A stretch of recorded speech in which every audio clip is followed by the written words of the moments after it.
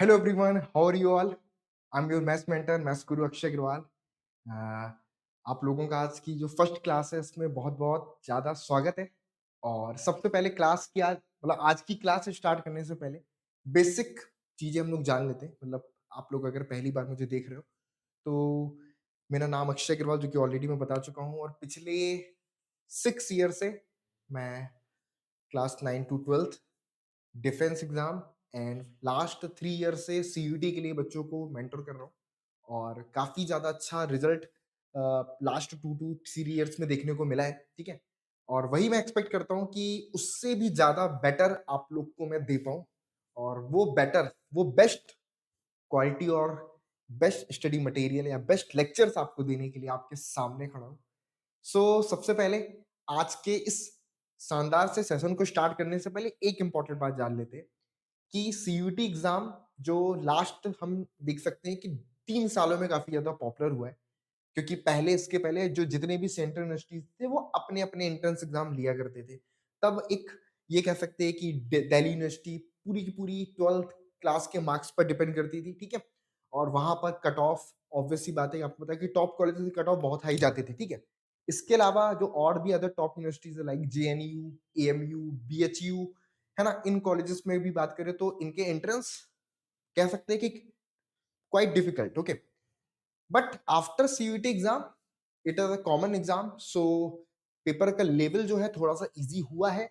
लेकिन आपको पता है कि पेपर के लेवल इजी होने से फर्क नहीं पड़ता क्योंकि इस एग्जाम को जो नंबर ऑफ एप्लीकेशंस आ रहे हैं जो इंक्रीज हो रहे हैं उससे हमें पता चल रहा है कि कंपटीशन काफी ज्यादा डिफिकल्ट होने वाला है। तो जैसे पेपर पहले आए हैं, है ना? वो तो हमें अपने आप को प्रिपेयर करना ही है। लेकिन उसके अलावा भी हमें अपने आप को और स्ट्रॉन्ग करना है और एक्स्ट्रा लेवल पे चीज़ों को करना है, ठीक है? क्योंकि ऑब्वियस सी बात है, अगर आप अपने आप को एक सिंपल कह सकते हैं कि एक सीमित दायरे में रख कर के पढ़ाई करोगे ना, तो फिर आप सिर्फ उतना ही सीख पाओगे। थोड़ा-सा प्लस करके पढ़ेंगे यानी कि हम कुछ कोशिश करते हैं कि हम इस लेवल पे पढ़ें कि जेईई मेंस लेवल के क्वेश्चंस भी हमसे सॉल्व होने लग जाएँ। तो सीयूटी एग्ज़ाम आपको ना बहुत ईज़ी लगेगा, बहुत आसान लगेगा, ठीक है? बस इस बात को ध्यान में रख कर के हम लेक्चर्स करेंगे, कॉन्सेप्ट जो भी डिस्कस करेंगे, क्वेश्चन डिस्कस करेंगे, है ना? सीयूटी के प्रीवियस ईयर क्वेश्चंस के साथ-साथ कुछ एक्स्ट्रा कॉन्सेप्चुअल क्वेश्चंस जो कि वाक़ई में काफ़ी बोल सकते हैं कि बढ़िया क्वेश्चंस हैं, उनको भी डिस्कस करेंगे। इससे आपके बोर्ड्स एग्ज़ाम में बहुत हेल्प मिलेगी, सीयूटी एग्ज़ाम में तो बहुत ज़्यादा फ़ायदा होने ही वाला है। लेकिन अगर मैं स्टार्ट करूँ तो आज हम जिस चैप्टर के साथ स्टार्ट कर रहे हैं वो चैप्टर है हमारा मैट्रिसेस, ठीक है? ये चैप्टर मैंने क्यों चूज़ किया? एनसीईआरटी के अकॉर्डिंग तो फर्स्ट चैप्टर आपका रिलेशन फंक्शन है, फिर इनवर्स ट्रिग्नोमेट्रिक फंक्शन है। But according to my experience I have seen so many student very nervous when when I'm going to teach relation function first because they think relation function वो topic जिसमें domain भी है range भी है वो एक phobia बना हुआ है कि फंक्शन है फंक्शंस को लेकर के एक अलग किस्म का फोबिया बन जाता है बच्चों में, ठीक है? तो वो फोबिया से मैं चाहता हूँ कि आप थोड़े टाइम बाद आओ, है ना? उस फोबिया में मत आओ, लेकिन ये है कि थोड़े टाइम बाद उसको हम पढ़ेंगे, 2-3 लेक्चर होने के बाद डिस्कस करेंगे तो आपका थोड़ा-सा एक फ्लो बन जाएगा। तो फर्स्ट क्लास है इजी चैप्टर के साथ में स्टार्ट किया और इजी के साथ-साथ इससे क्वेश्चन काफ़ी ज़्यादा आ रहे हैं। लास्ट ईयर मैंने देखे और स्लाइड में भी है, 5 क्वेश्चंस केवल इस पर्टिकुलर चैप्टर से आए थे और 5 के 5 क्वेश्चंस इतने इजी कि आप क्वेश्चंस को देखते ही आंसर कर सकते हो। मतलब एक क्वेश्चन तो ऐसा है कि यूनिट मैट्रिक्स दी गई थी 3 क्रॉस 3 ऑर्डर की और आपसे पूछा था कि किस टाइप की मैट्रिक्स है। तो इतना इजी लेवल का क्वेश्चन भी पूछा जा रहा है, तो ये सोचने वाली बात है, ठीक है? आज की क्लास में कौन-कौन से टॉपिक कंप्लीट होंगे? देखो मैं ऐसे बता देता हूँ आप लोगों को कि हम मैक्स टू मैक्स 3 लेक्चर्स में चैप्टर को कंप्लीट करेंगे और मिनिमम 2 लेक्चर्स में हर चैप्टर को करने वाले हैं। मैट्रिसेस के लिए जो मैंने डिसाइड किया है वो 2 लेक्चर्स डिसाइड किया है, ठीक है? डिटरमिनेंट के लिए भी 2 और कुछ-कुछ चैप्टर्स जो बड़े हैं जैसे कि हमारा इंटीग्रेशन, है ना? Continuity and differentiability, application of derivative ये कुछ चैप्टर्स हैं थोड़े से लेंथी हैं, थोड़े से कॉन्सेप्चुअल ज़्यादा हैं। वहाँ पर अपन 3 लेक्चर्स भी करेंगे ताकि हम थ्योरी भी अच्छे से सीख जाएँ और साथ-साथ क्वेश्चन्स सारे के सारे हम कंप्लीट भी कर पाएँ, ठीक है? तो इसके अकॉर्डिंग हम हमारा पूरा का पूरा प्लान रहने वाला है। बाकी आप लोगों के कोई भी फीडबैक, सजेशन हो तो आप ज़रूर से कमेंट बॉक्स में बताइएगा, क्योंकि ये फर्स्ट क्लास है। मैं कमेंट्स को ही रीड करके समझ पाऊँगा कि आप लोग को क्या चीज़ें क्लियरली समझ में आई, कहाँ पे आपको प्रॉब्लम आ रही है। तो प्रॉमिस है कि सेकंड लेक्चर जो इसके बाद आप देखोगे, वो जो प्रॉब्लम्स आपको आ रही है ना, वो सेकंड लेक्चर में दूर होती दिखेंगी, फिर और कुछ प्रॉब्लम आई वो थर्ड में दूर होती दिखेगी। तो धीरे धीरे धीरे प्रॉब्लम्स से हम ओवरकम कर जाएंगे, बट एक सिंपल सा है कि भाई शुरुआत में आपको थोड़ा सा पेशेंस रखना पड़ेगा, थोड़ा सा सपोर्टिव भी होना पड़ेगा, ठीक है। सो स्टार्ट करते हैं। चैप्टर के अंदर कौन कौन से टॉपिक है, तो first we will discuss order of matrix, okay. I think everyone already studied matrices. Okay, so we can. I think you know about order of matrix, types of matrix, algebra of matrices, है ना। सब कुछ आपने पढ़ तो रखा ही होगा, क्योंकि अब तो टाइम जो चल रहा है उसके अकॉर्डिंग तो आपके लिए अब बोर्ड्स एग्जाम भी बहुत पास हैं, प्री बोर्ड्स भी हैं, तो डेफिनेटली आप लोग इतने चैप्टर्स तो ऑलरेडी कंप्लीट करके बैठे होंगे, ठीक है। तो ये सारे टॉपिक है जो हम कंप्लीट करने वाले हैं आज की इस वीडियो के अंदर, कवर करने वाले हैं। सबसे पहले बात करते हैं what is matrix. We can say matrix is a rectangular arrangement, okay. If we talk about rectangular arrangement, the first thing comes into your mind, it is your school classroom और your coaching classroom, any kind of arrangement in which rows and columns are involved, it is a rectangular arrangement, okay। so matrix में भी क्या होता है कि कुछ रोज होती हैं, कुछ कॉलम्स होती है, और उनसे जो अरेंजमेंट बनता है उसको हम रेक्टेंगुलर अरेंजमेंट कह सकते हैं, ठीक है। If number of rows and number of columns are equal, okay, then it is called a square matrix, okay। so we can write it as A is equal to Aij m cross n, where m represent number of rows and n represent number of columns. Let's take an example. A is equal to 1 2 3 4 5 and 6, so this is a matrix of order। Order कैसे decide करते हैं, सबसे पहले count करते हैं number of रोज, उसके बाद count करते हैं number of columns. Rows count करने के लिए ये हो गया आपके पास फर्स्ट रो, ये आपके पास होगी सेकेंड रो। तो जब मैं कॉलम्स को काउंट करूंगा तो ये हो गई आपके पास फर्स्ट कॉलम, और ये हो गया आपके पास में सेकेंड कॉलम, ये हो गया आपके पास में थर्ड कॉलम। तो there are 2 rows and 3 columns, we can say its order is 2 cross 3, its order is 2 cross 3। तो A is an 2 cross 3 matrix, okay। simple, A is an 2 cross 3 order matrix। now what is Aij, ठीक। Aij is nothing, it's just represent the element which lie on ith row and jth column, okay। Aij represent an element which lie in ith row and jth column, ith row and jth column, clear। so if we talk about A12, what it mean, an element which is lie in first row and second column। so first row and second column, that means the element 2 is A12, okay। A12 is equal to 2, the first row and second column। if we talk about A23, that means we are talking about an element which lie on second row and third column।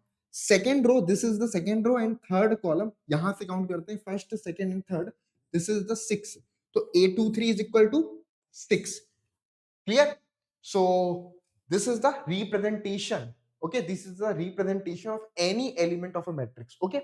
so this is the definition of matrix। I think आप लोग पहले से इस चीज को पढ़ चुके होंगे, तो इतना ज्यादा प्रॉब्लम इसमें नहीं होगी, ठीक है।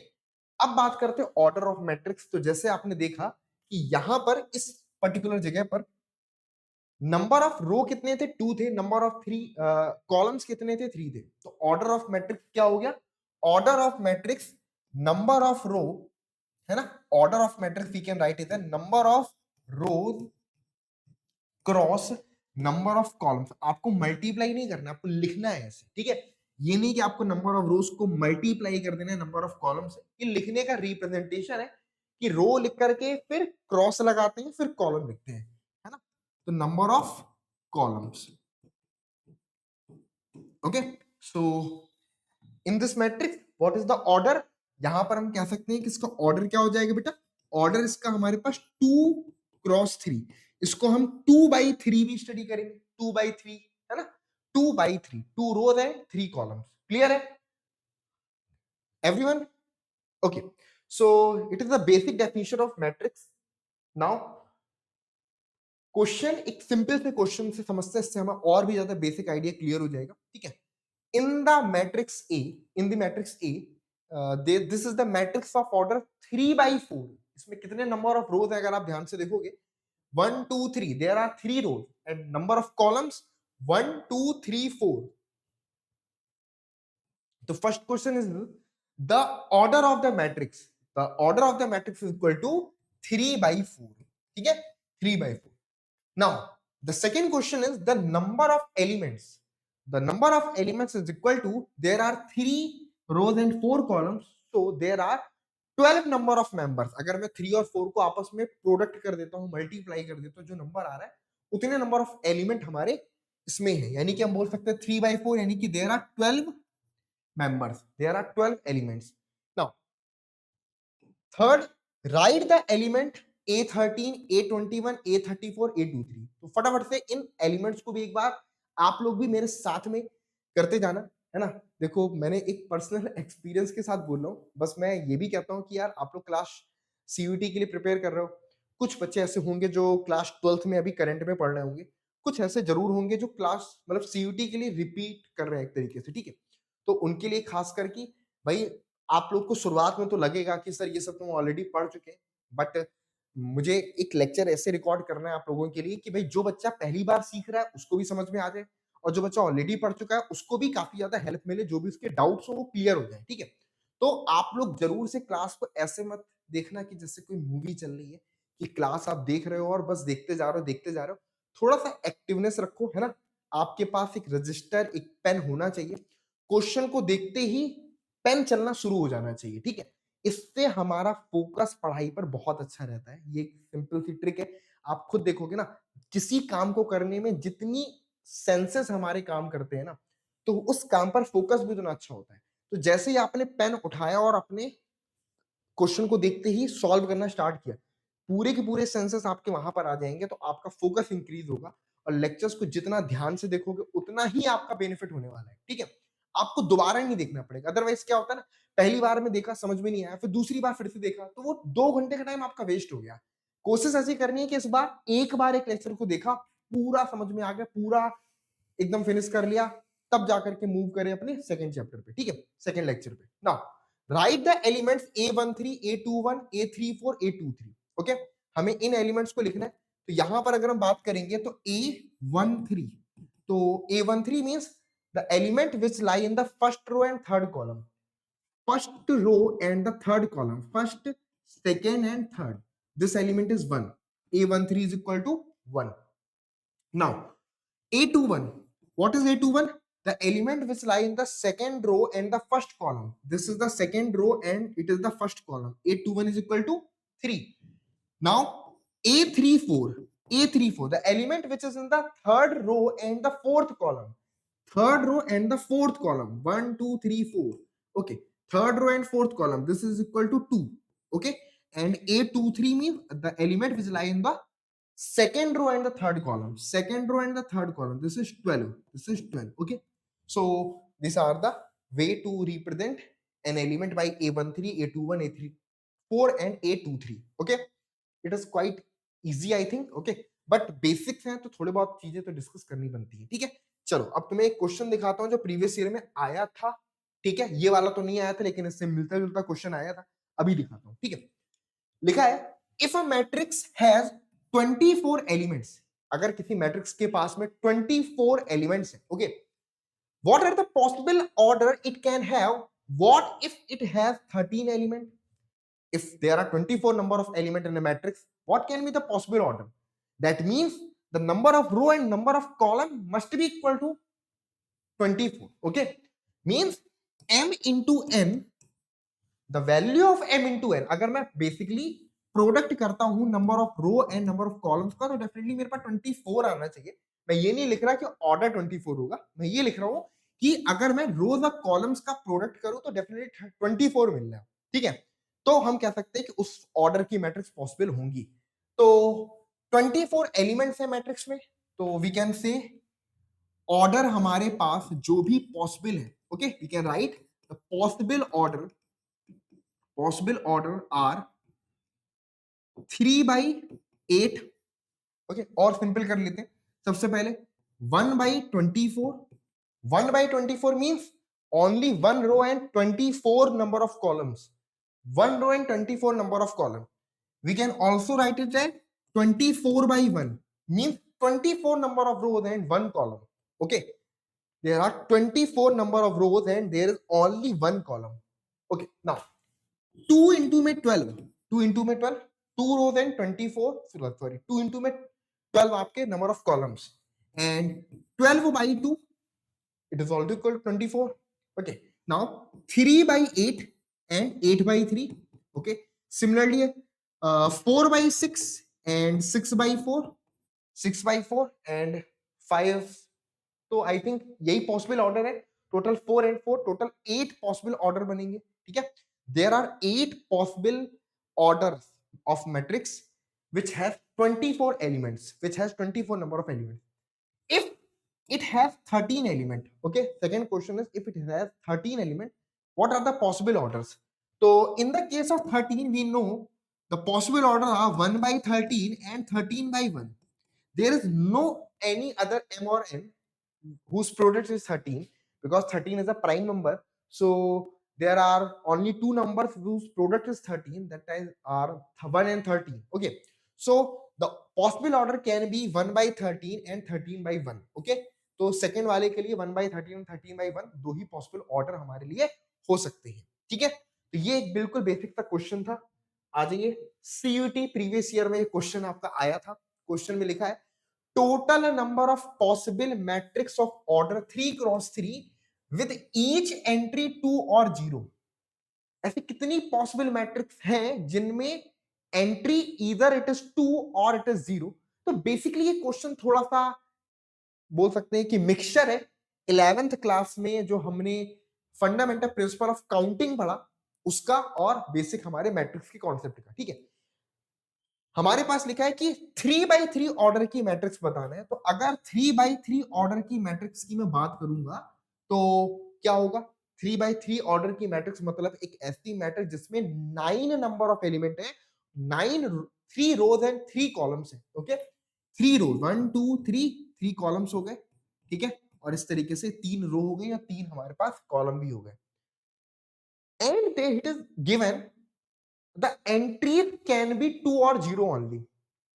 एंट्रीज में या तो 2 होगा या 0 होगा। Means if we talk about fundamental principle of counting, there are two possible way to fill this place, either by 2, either by 0 or by 2.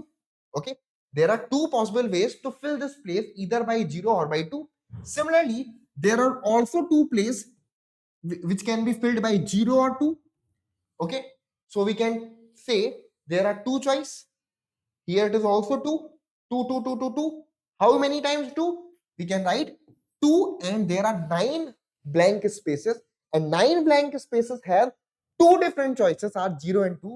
We can write it that 2 to the power 9, 2 to the power 9 is equal to 512.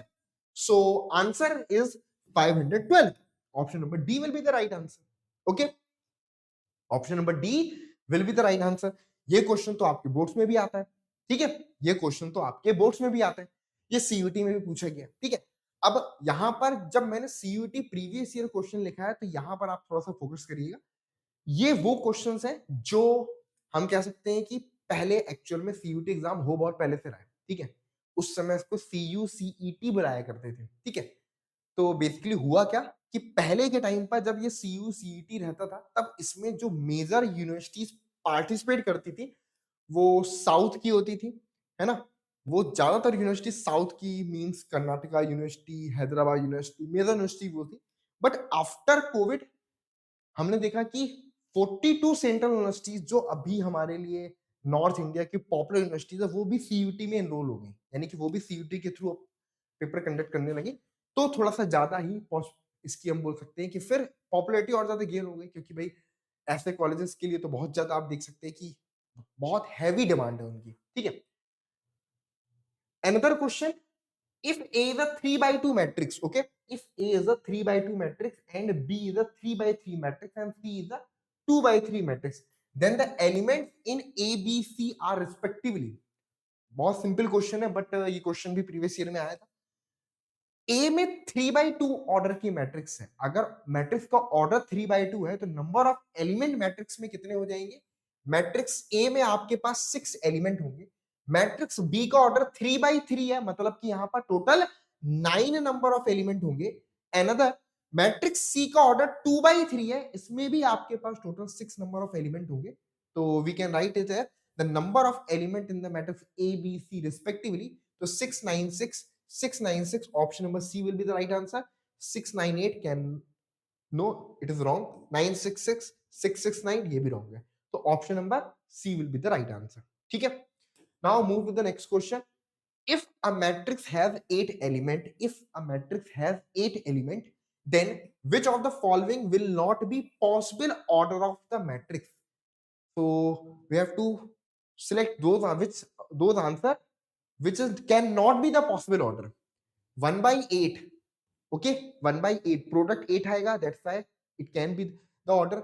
4/2, okay, 2/4, okay, but 4/4 की अगर हम बात करेंगे, धोखे से आप 4/4 को 8 मत समझ लेना कि 4/4 का मतलब 4 + 4 8 होता है ना।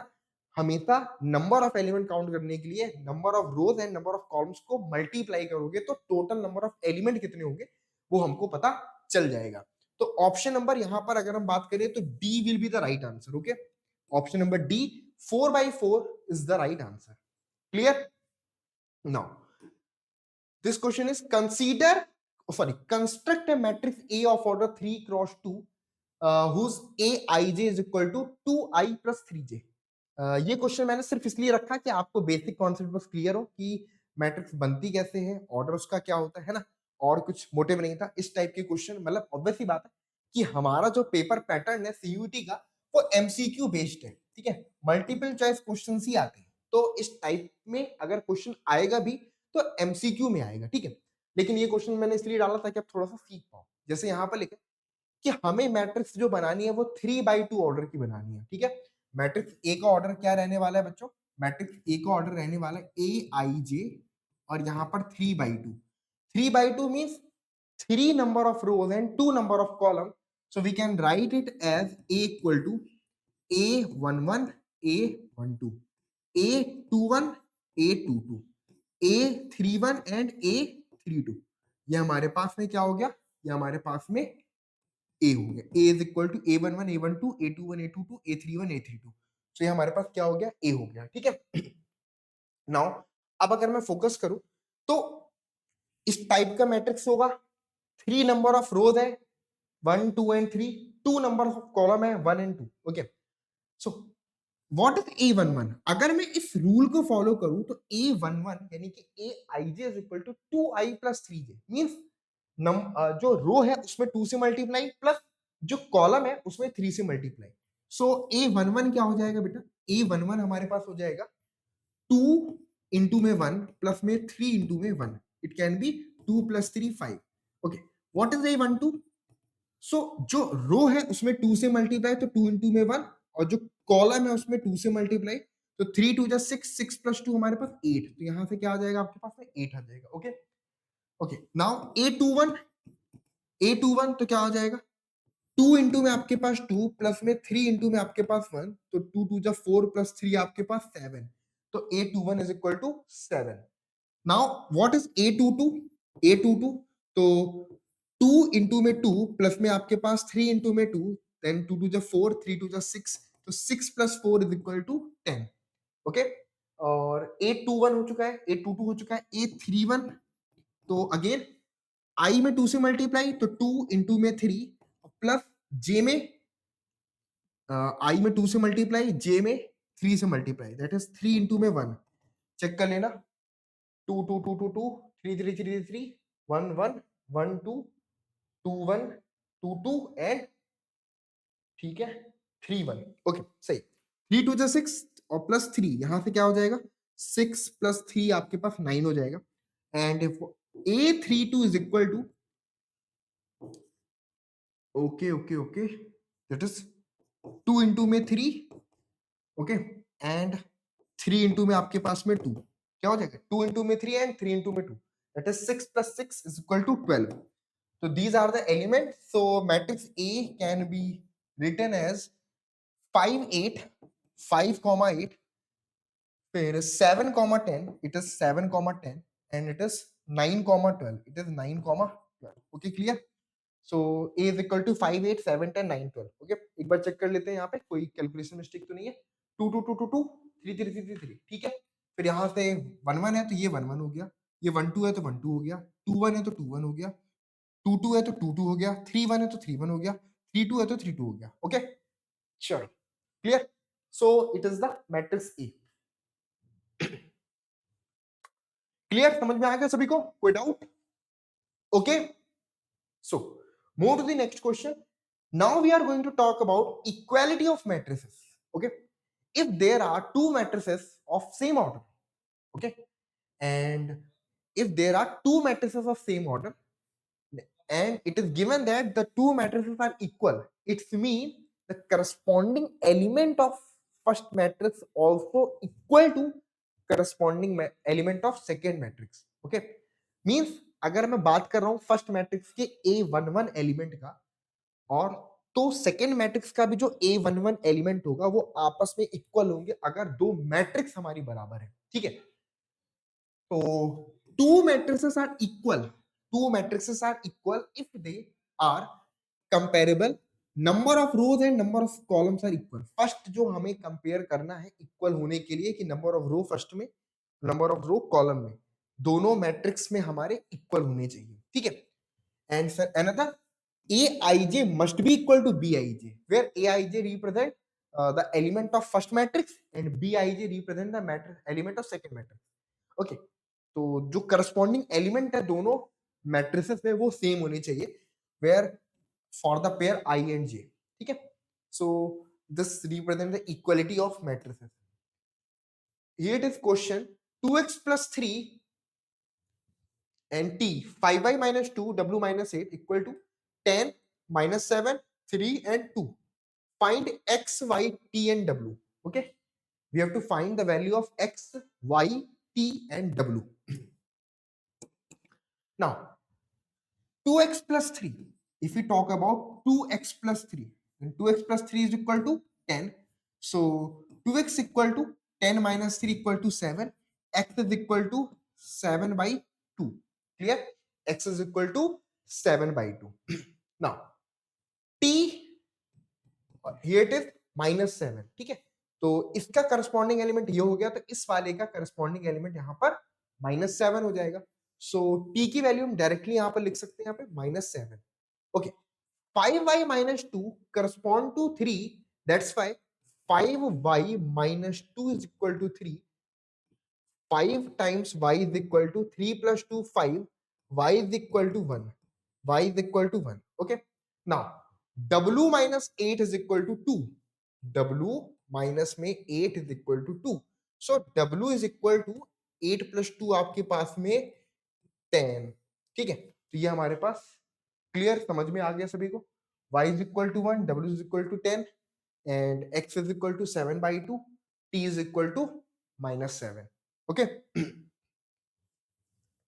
क्लियर है सिंपल तो जब भी दो मैट्रिक्स को बराबर लिखा हो और एक्स वाई जेड ऐसे ही क्वेश्चंस आते हैं तो यहां पर हमें सबसे पहले करस्पॉन्डिंग एलिमेंट को इक्वल रख करके जो भी एक्स की वैल्यू है वाई की वैल्यू है जेड की वैल्यू जो भी वैल्यूज उनको फाइंड करनी है बस करस्पॉन्डिंग एलिमेंट को इक्वल रखो वैल्यू को फाइंड करो कई बार करस्पॉन्डिंग एलिमेंट को इक्वल रखने से हमें कुछ इक्वेशंस बन जाती हैं उन इक्वेशंस को सॉल्व करके भी हम वैल्यूज निकाल सकते हैं ठीक है चलिए फाइंड एक्स एंड वाई यहां पर फाइंड क्या करना है एक्स एंड वाई की वैल्यू फाइंड करनी है और गिवन है 3x plus 7 it is 5 y plus 1 2 minus में 3x 0 y minus 2 8 एंड 4 तो सिंपल क्वेश्चन है इसको भी बहुत इजीली हम कर सकते हैं तो यहां पर 3x plus 7 आपका 0 के इक्वल हो जाएगा 3x plus 7 equal to 0 so x can be -7 by 3 and 5 is equal to y minus 2 5 is equal to y minus 2 so y is equal to 5 plus 2 7 y की वैल्यू क्या हो जाएगी हमारे पास 5 plus 2 7 के बराबर ओके क्लियर है सो y plus 1 is equal to 8 it is given that y plus 1 is equal to 8 so y is equal to 7 y is equal to 7 तो y की वैल्यू हमारे पास में 7 हो जाएगी now 2 minus 3x. 2 minus 3x is equal to 4. We can write it as 3x equal to, okay, 3x इधर जाएगा तो 4, एक ही बात है, चलो। तो 3x इधर आएगा तो यहाँ से 3x इक्वल टू माइनस में 2, x is equal to minus में 2/3, x is equal to minus में 2/3. तो we have to find the values of x, y, z. Okay, z तो है भी नहीं. Clear everyone? Okay, noted. Now move to the next question. Type of matrices. Okay, type of matrices.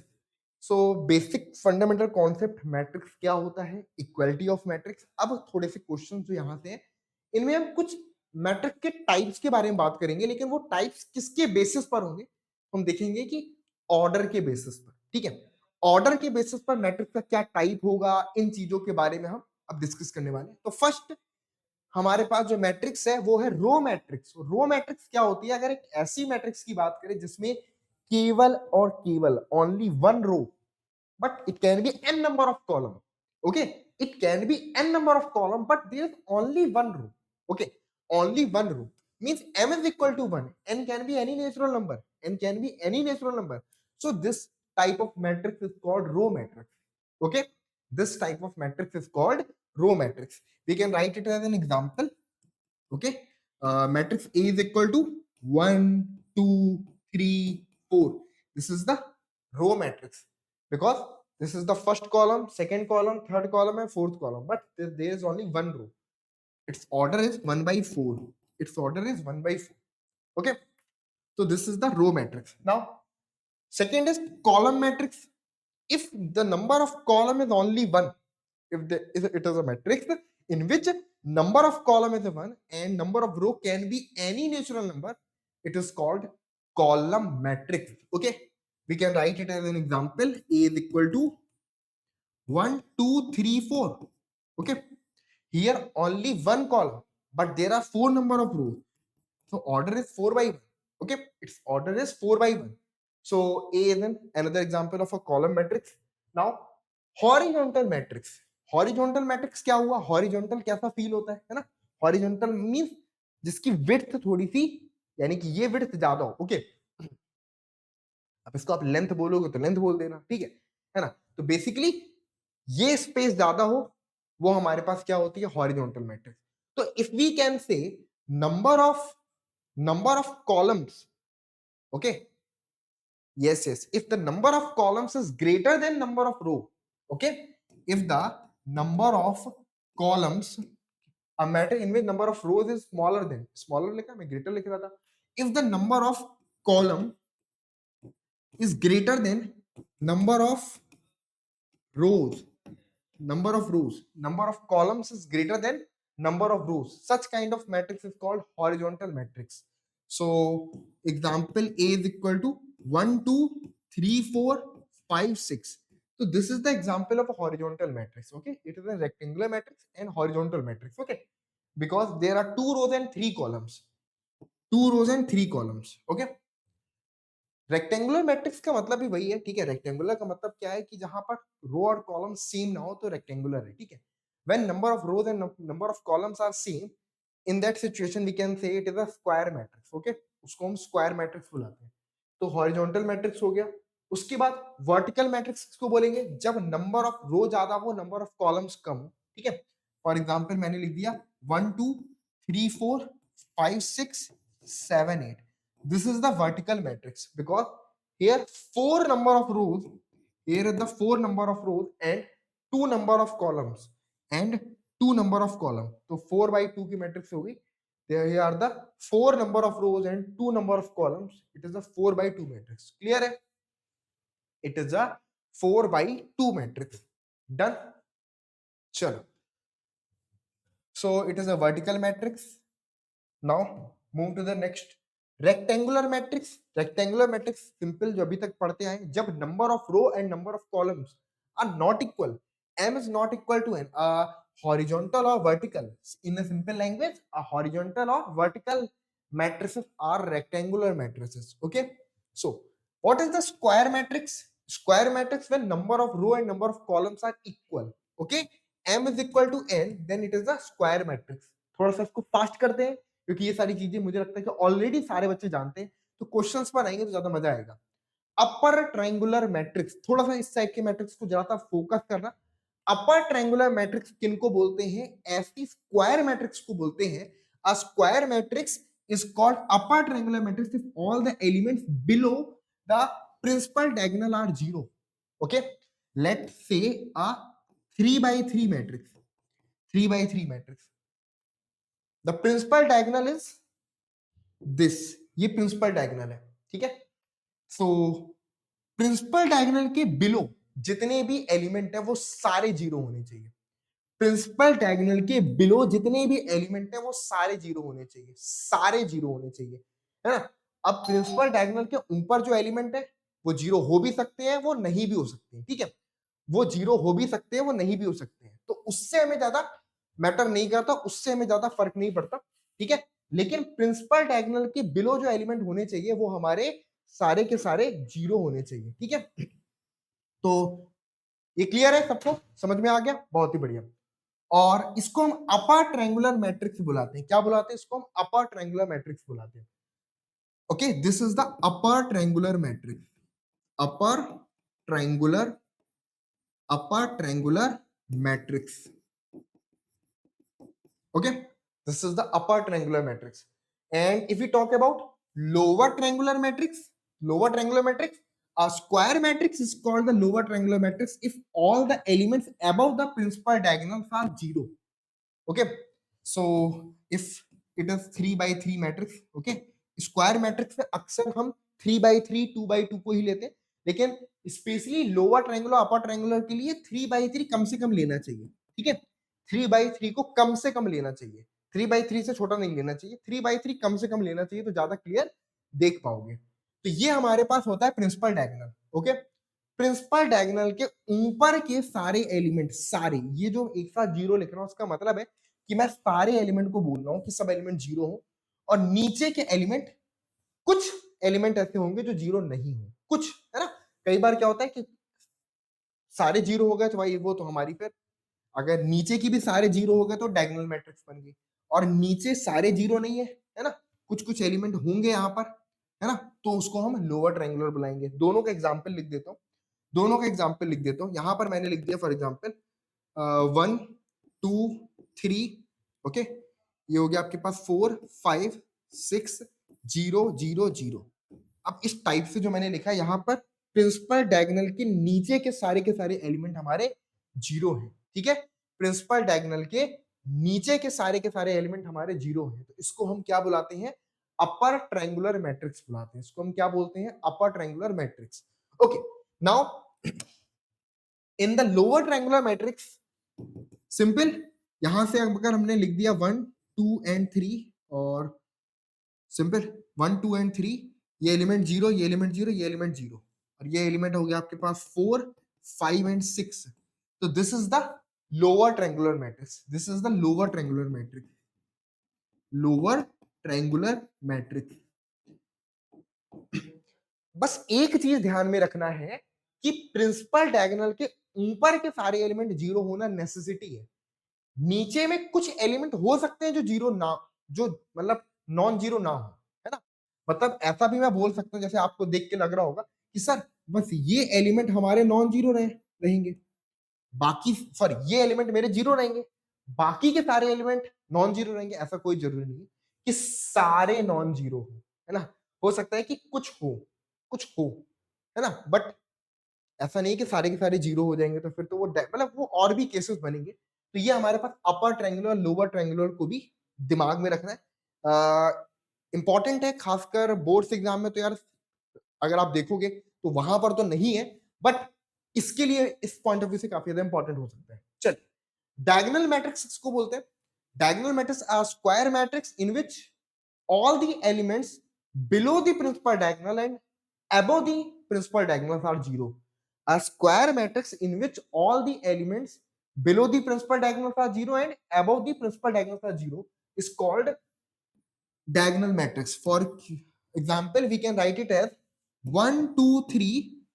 Okay, 1 2 3. Okay, 0 0 0 0 0 0. Okay, this is the diagonal matrix. Okay, and this is called the principal diagonal. अक्सर जब मैं बोलूंगा कि principal diagonal, तो principal diagonal मैं इसको बोलता हूं, ये है मेरा प्रिंसिपल डायगोनल, ठीक है, ये नहीं है डायगोनल, इसको बोलते हैं, ठीक है, ये है मेरा प्रिंसिपल डायगोनल, ठीक है, क्लियर है बेटा? हाँ जी। हाँ, बाकी मुझे पता है कि स्क्वायर में सर इसको भी डायगोनल बोल सकते हैं, बट जब मैं मैट्रिक्स में बात करता हूं, तो जब हम डायगोनल मैट्रिक्स की बात करते हैं, तो ये मेरा प्रिंसिपल डायगोनल होता है, और प्रिंसिपल डायगोनल के अबव सारे एलिमेंट जीरो होने चाहिए, बिलो सारे एलिमेंट जीरो होने चाहिए, तो इस टाइप के मैट्रिक्स को हम डायगोनल मैट्रिक्स बुलाते हैं। इसके बाद बात करते हैं स्केलर मैट्रिक्स की। तो स्केलर मैट्रिक्स की खास बात है कि ये भी एक डायगोनल मैट्रिक्स है, लेकिन डायगोनल के सारे एलिमेंट मेरे कोई स्केलर होंगे। स्केलर मतलब कि कोई भी नंबर हो सकता है, लेकिन वो सेम होंगे, ठीक है, वो सेम होंगे। फॉर एग्जांपल मैंने लिख दिया 2 2 2 0 0 0 0 0 0, ये मेरे पास क्या हो गया, एक स्केलर मैट्रिक्स हो गया। ये मेरे पास क्या हो गया, स्केलर मैट्रिक्स हो गया। इसी तरीके से अगर मैं मूव करूंगा यूनिट मैट्रिक्स और आइडेंटिटी मैट्रिक्स की तरफ, तो यूनिट मैट्रिक्स हमारे पास क्या हो जाएगा, अगर कोई मैट्रिक्स एक ऐसी डायगोनल मैट्रिक्स, एक ऐसी डायगोनल मैट्रिक्स जिसके डायगोनल के एलिमेंट केवल और केवल 1 1 1 हो, और बाकी नॉन डायगोनल एलिमेंट्स इसके क्या हो, हमारे नॉन डायगोनल एलिमेंट्स इसके क्या हो, हमारे जीरो हो, तो ऐसी मैट्रिक्स को मैं आपका यूनिट मैट्रिक्स और आइडेंटिटी मैट्रिक्स बुलाता हूं, ठीक है, ऐसी मैट्रिक्स को मैं आपका unit matrix and identity matrix बुलाता हूं। क्लियर है? ओ सॉरी, मैंने यहां पर ध्यान नहीं दिया, तो ये विजिबल नहीं है क्या? Okay okay okay okay, I am so sorry, मैं इसको ठीक कर देता हूँ, ठीक कर देता हूँ, कहीं और मैंने चेक कर लेता हूँ, कहीं और मैंने ग्रीन वाला कलर यूज तो नहीं किया, pen green green green green pen कहीं और यूज तो नहीं किया, थैंक गॉड। ओके ओके, वो एक छोटी सी सेटिंग है, मुझे चेंज करनी पड़ेगी, तो मैं क्लास के बाद ही उसको सेटिंग को चेंज करूंगा। तो यहाँ पर मैं लिख देता हूँ, ये नहीं दिखा होगा आप लोगों को, ठीक है, ये नहीं दिख रहा होगा क्योंकि वो क्रोमा क्रोमा सेटिंग है, जिसकी वजह से ग्रीन चीजें नहीं दिखती हैं। हाँ, वो ठीक कर दूंगा, अगली बार दिख जाएगा। तो ये हो जाएगा 2 0 0 0 2 0 और 0 0 2, यानी कि डायगोनल के एलिमेंट सेम हो, है ना, डायगोनल के एलिमेंट सेम हो और स्केलर हो, तो उसको हम आपका स्केलर मैट्रिक्स बुलाते हैं। उसको हम क्या बुलाते हैं, आपके पास स्केलर मैट्रिक्स बुलाते हैं। और यहां पर अगर आप देखोगे, ये भी मैं वापस से लिख देता हूं, तो लेट से यहां पर लिख दिया मैंने 1 2 3 0 0 0 0 0 0, तो यहां पर अगर आप देखोगे तो ये जो हमारे पास है ये प्रिंसिपल डायगोनल है, ठीक है, ओके। हाँ, वो अगली बार सेटिंग चेंज कर दूंगा तो आप लोगों को प्रॉब्लम नहीं आएगी। चलो, मैंने देख लिया, नजर भी पड़ेगी, चेक भी करता चलता हूँ, कहीं कोई दिक्कत हो तो पता चल जाए, ठीक है, क्लियर है एवरीवन? ओके, चलो बहुत बढ़िया। ओके जी, ओके ओके, ठीक है।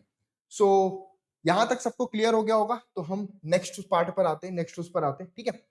इस क्वेश्चन को फटाफट से नोट कर लीजिए। स्केलर मैट्रिक्स हो गया, यूनिट मैट्रिक्स हो गया, आइडेंटिटी हो गया, इसके बाद नल और जीरो मैट्रिक्स की बात करेंगे। नल मैट्रिक्स किसको बोलते हैं बच्चों, है ना, नल मैट्रिक्स की बात करूं तो नल मैट्रिक्स हम ऐसी मैट्रिक्स को बोलते हैं जिसके all the elements are zero, ठीक है, एक ऐसी मैट्रिक्स जिसके सारे के सारे एलिमेंट हमारे क्या होते हैं, जीरो होते हैं, ठीक है, एक ऐसी मैट्रिक्स जिसके सारे के सारे एलिमेंट हमारे जीरो होते हैं, ठीक है, उसको हम आपके पास नल मैट्रिक्स बोलते हैं।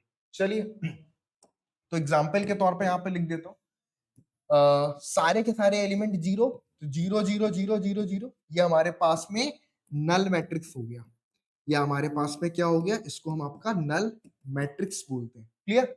All the elements are zero, so it is called a null matrix. चलिए, मुझे एक छोटी सी सेटिंग करनी पड़ेगी, कुछ बात है, मतलब मैं एक बैकअप माइक भी रेडी कर रहा हूँ कि इन केस में अगर कोई प्रॉब्लम होती है तो बैकअप माइक से आपको वॉइस की प्रॉब्लम नहीं आएगी। मैं उसको पहले से ही रेडी करके रख देता हूँ। ठीक है, चलिए, क्लियर है यहाँ तक? एनीवन, कोई प्रॉब्लम? ओके, चल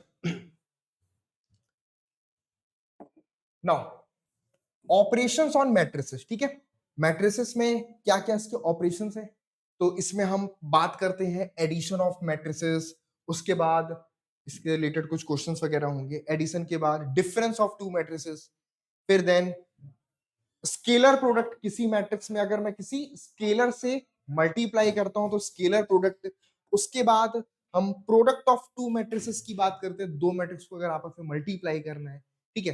तो इन सबसे रिलेटेड कुछ छोटी छोटी ट्रिक्स हैं जो हम अभी साथ के साथ डिस्कस भी करेंगे। तो सबसे पहले बात करते हैं एडिशन ऑफ टू मैट्रिक्स की, ठीक है। देखो, एडिशन ऑफ टू मैट्रिसेस या दो से ज्यादा भी मैट्रिक्स है, कोई फर्क नहीं पड़ता, दो मैट्रिक्स का एडिशन या दो से ज्यादा मैट्रिक्स का एडिशन तभी पॉसिबल है जब सबके ऑर्डर सेम है ना। फर्स्ट मैट्रिक्स का ऑर्डर, सेकंड मैट्रिक्स का ऑर्डर, थर्ड मैट्रिक्स का ऑर्डर, अगर तीनों ही मैट्रिक्स के ऑर्डर हमारे पास सेम होंगे तो हम उसको क्या बोलते हैं, तब हम उनको ऐड कर सकते हैं और करस्पॉन्डिंग एलिमेंट आपस में क्या हो जाएंगे, जुड़ जाएंगे। करस्पॉन्डिंग एलिमेंट क्या होंगे, उसके आपस में जुड़ जाएंगे। फॉर एग्जाम्पल लेट्स से ए हमारे पास एक मैट्रिक्स है, ठीक है, और इस मैट्रिक्स का ऑर्डर मैं अभी लिख देता हूँ। ये लिखा हो 1 2 3 4 5 and 6 and B is the another matrix जिसमें है 0 5 7 9 2 8 9 2 8। अगर मुझे यहाँ पर a प्लस बी फाइंड करना है तो सबसे पहले क्या देखूंगा, a का ऑर्डर कितना है 2/3, b का ऑर्डर कितना है 2/3, दोनों का ऑर्डर मेरे पास 2/3 2/3 है, दोनों ही हमारे पास 2/3 की मैट्रिक्स है। तो अगर मुझे इन दोनों को ऐड करना है तो यहां से हमारे पास क्या हो जाएगा, simple a plus B is equal to, same order है तो देखो करस्पॉन्डिंग एलिमेंट से जुड़ जाएगा, यानी कि 1 plus 0 is equal to 1, 2 plus 5 is equal to 7, 3 plus 7 is equal to 10। Now 9 plus 4, okay, 9 plus 4 equal to आपके पास 13, 5 प्लस 2 आपके पास में 7, 6 प्लस 8 आपके पास में 14, okay, this is the a plus b. Similarly if we have to find a minus b, तो procedure are same, okay, जैसे हमने करस्पॉन्डिंग एलिमेंट को ऐड किया वैसे ही ए से बी के एलिमेंट को सब्ट्रैक्ट करेंगे, साथ ही करस्पॉन्डिंग एलिमेंट को सब्ट्रैक्ट करेंगे, ठीक है। तो यहां पर अगर मैं 1 से 0 को माइनस करूंगा तो 1 आएगा, 2 से 5 को माइनस करूंगा तो माइनस में 3 आएगा, 3 से 7 को माइनस करूंगा तो माइनस में 4 आएगा, 4 से 9 को माइनस करूंगा तो माइनस में 5 आएगा, 5 से 2 को माइनस करूंगा तो 3 आएगा, 6 से 8 को माइनस करूंगा तो माइनस में 2 आएगा। a plus B, a minus B, done है, क्लियर, ओके। सो अच्छा, ये एक पूछा गया कि भाई किस टाइप की मैट्रिक्स है, फटाफट से बता दो। हाँ, द मैट्रिक्स ए, ये किस टाइप की मैट्रिक्स है, ये सीयूटी प्रीवियस ईयर में आया था और अभी लास्ट ईयर भी बिल्कुल ऐसा ही एक क्वेश्चन पूछा गया, मतलब लास्ट ईयर का, मतलब 2024 की बात कर रहा हूँ। ये किस टाइप की मैट्रिक्स मैट्रिक्स है, क्या ये एक आइडेंटिटी मैट्रिक्स है, क्या ये आपके पास स्केलर मैट्रिक्स है, क्या ये आपके पास स्क्यू सिमेट्रिक मैट्रिक्स है, या फिर एक ये डायगोनल मैट्रिक्स है, किस टाइप की मैट्रिक्स है।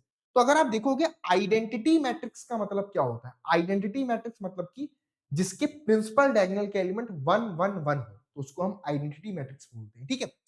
तो ये आइडेंटिटी नहीं है, आइडेंटिटी मैट्रिक्स 3/3 ऑर्डर की अगर मैं बात करूंगा 1 0 0 0 1 0 0 0 1, ये हमारे पास 3/3 ऑर्डर के आइडेंटिटी मैट्रिक्स होगी। स्केलर मैट्रिक्स में क्या होता है बेटा कि डायगोनल के एलिमेंट सेम होते हैं, फॉर एग्जांपल 2 2 2 ऐसे लिख दिया तो ये हमारे पास में हो सकती थी, तो ये हमारे पास में स्केलर मैट्रिक्स हो सकती थी। स्क्यू सिमेट्रिक मैट्रिक्स किसको बोलूंगा, स्क्यू सिमेट्रिक, अब अभी आपने स्क्यू सिमेट्रिक में अभी थोड़ी देर में बताने वाला हूं, पढ़ाऊंगा, अगर आज नहीं हो तो नेक्स्ट क्लास में जरूर होगा।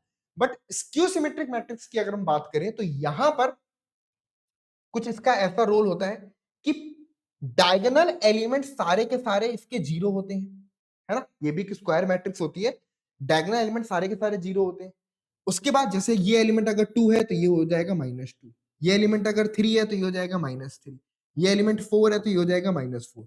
ये कुछ इस टाइप की मैट्रिक्स होती है जो हमारी स्क्यू सिमेट्रिक मैट्रिक्स होती है, ऐसी मैट्रिक्स जिसका ट्रांसपोज उस मैट्रिक्स के नेगेटिव के बराबर हो, ऐसी मैट्रिक्स जिसका ट्रांसपोज उस मैट्रिक्स के नेगेटिव के बराबर हो तो उसको हम आपका स्क्यू सिमेट्रिक मैट्रिक्स बोलते हैं। क्या बोलते हैं, that matrix is called skew symmetric matrix, okay. if A transpose equal to minus of A. But we are going to discuss transpose matrix, but options में स्क्यू सिमेट्रिक मैट्रिक्स था तो इसलिए मैंने इसको बता दिया।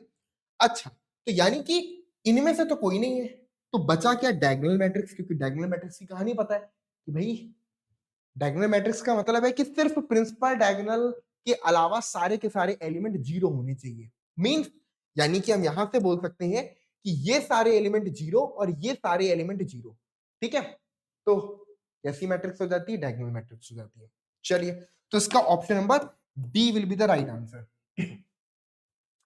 ये वाली मैट्रिक्स किस टाइप की मैट्रिक्स है? तो यहां पर square matrix, yes it is square matrix because its order is 3/3।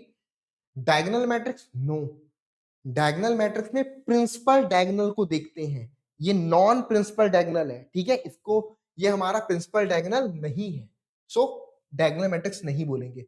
Unit matrix भी नहीं बोलेंगे कि यूनिट मैट्रिक्स में प्रिंसिपल डायगोनल के एलिमेंट सारे वन होते हैं, ये भी गलत है। नन ऑफ दीज भी नहीं हो सकता, क्योंकि ऑप्शन नंबर ए स्क्वायर मैट्रिक्स तो हो सकती है ना, स्क्वायर मैट्रिक्स तो है, हो क्या सकती है, क्योंकि number of rows and number of column both are same, so it is the square matrix, तो ये तो होगा ही होगा, इसको अलग नहीं कर सकते। ठीक है, इसके बाद बात करते हैं, ठीक है, इनमें से कौन सा डिफाइंड है, कौन सा नहीं है। हमारे पास ए गिवन है, बी गिवन है, सी गिवन है, डी गिवन है, और ये सारे के सारे क्वेश्चन प्रीवियस ईयर में आए हुए हैं। ठीक है, ए गिवन है, बी गिवन है, सी गिवन है, डी गिवन है, then which of the following is defined. तो यार अगर हम एडिशन की बात कर रहे हैं, डिफरेंस की बात कर रहे हैं, तो इस पे तो स्पेशली ऑर्डर सेम होना चाहिए। प्रोडक्ट के केस में ऑर्डर इंपॉर्टेंट है, लेकिन वहां पर हम ऑर्डर में कुछ दूसरी खास बात देखते हैं, लेकिन यहां पर ऑर्डर में हम ये देखते हैं कि दोनों का ऑर्डर सेम होना चाहिए। तो बेसिकली ए मैट्रिक्स का ऑर्डर कितना है? यहां पर ए का ऑर्डर है 2/2, बी का ऑर्डर है 2/3, सी का ऑर्डर है 2/1, डी का ऑर्डर है 2/3। तो हम कह सकते हैं कि भैया बी और डी आपस में भाई भाई है। क्यों? बिकॉज बी और डी का ऑर्डर सेम है, बी और डी का ऑर्डर सेम है, तो बी प्लस में डी पॉसिबल हो जाएगा, बी प्लस में डी पॉसिबल हो जाएगा। इसके अलावा और कुछ पॉसिबल होगा? नहीं होगा, क्योंकि बी और डी में और कुछ पॉसिबल नहीं हो पा रहा है। नेक्स्ट पर मूव करते हैं। ऑपरेशन और मैट्रिसेस में मल्टीप्लीकेशन बाय और मैट्रिक्स बाय स्केलर, इसका सिंपल सा मतलब क्या है कि अगर मेरे पास में कोई मैट्रिक्स ए है, कोई भी मैट्रिक्स है ना, लेट्स से हमने लिख दिया 1 2 3 4 5 6 7 8 7 8 एंड 9। क्लियर है? पक्की बात है? चलो 7 8 एंड 9। अब यहां से थोड़ा सा ध्यान से समझेंगे, तो 1 2 3 4 5 6 7 8 9। अब इसमें क्या दिख रहा है कि ये एक 3/3 की मैट्रिक्स है, कोई दिक्कत की बात नहीं है। अब मुझे अगर फाइंड करना है के टाइम्स ए, यानी कि मैट्रिक्स ए में मैं एक स्केलर के से मल्टीप्लाई कर रहा हूं, जहां पर के क्या है? हमारे पास स्केलर है, के हमारे पास में क्या है? स्केलर है। तो जब मैं किसी मैट्रिक्स में स्केलर से मल्टीप्लाई करता हूं, इसका मीनिंग है, ध्यान से समझना, मैट्रिक्स में स्केलर से मल्टीप्लाई का मीनिंग है कि सभी एलिमेंट में के से मल्टीप्लाई हो जाएगा, सभी एलिमेंट में के से मल्टीप्लाई हो जाएगा। ठीक है, सभी एलिमेंट में के से मल्टीप्लाई हो जाएगा। अगर ये के कोई नंबर होता, वो नंबर से मल्टीप्लाई हो जाता। ठीक है, के कोई नंबर होता तो उस नंबर से ऑपरेट हो जाता, मल्टीप्लाई हो जाता। तो ये हमारे पास multiplication of a matrix by scalar है। यहां तक सभी लोग नोट कर लीजिए, 2 मिनट। ठीक है, चलिए।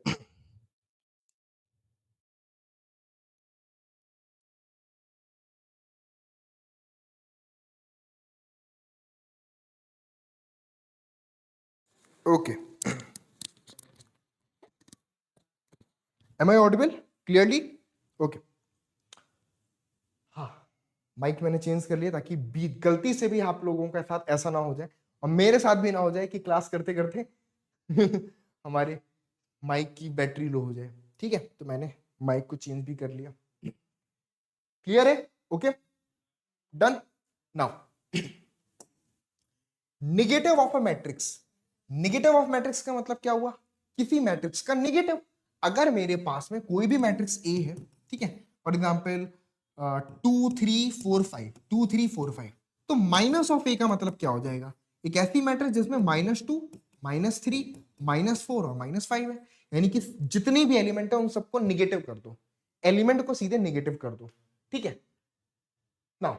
डिफरेंस ऑफ मैट्रिसेस ऑलरेडी मैंने पढ़ा दी, जैसे हम मैट्रिक्स को ऐड करते हैं वैसे ही हमारा डिफरेंस भी होता है। ठीक है, अब कुछ प्रॉपर्टीज है मैट्रिक्स एडिशन की। मैट्रिक्स एडिशन आपका कॉम्यूटेटिव है, यानी कि अगर मैं किसी मैट्रिक्स ए में बी को ऐड करता हूं या बी में ए को ऐड करता हूं, मतलब ऑर्डर इंपॉर्टेंट नहीं है, ए प्लस बी करूं या बी प्लस ए करूं, एडिशन के रिस्पेक्ट में ये सेम है। ठीक है, एडिशन के लिए ट्रू है, मल्टीप्लीकेशन में इंपॉर्टेंट है। मल्टीप्लीकेशन में ऐसा नहीं हो सकता कि ए बी और बी ए ऑलवेज सेम हो, ऐसा कोई जरूरी नहीं होता है। इसके बाद नेक्स्ट आता है एसोसिएटिव। एसोसिएटिव कंडीशन क्या होगी, A plus B plus C is equal to A plus B plus C.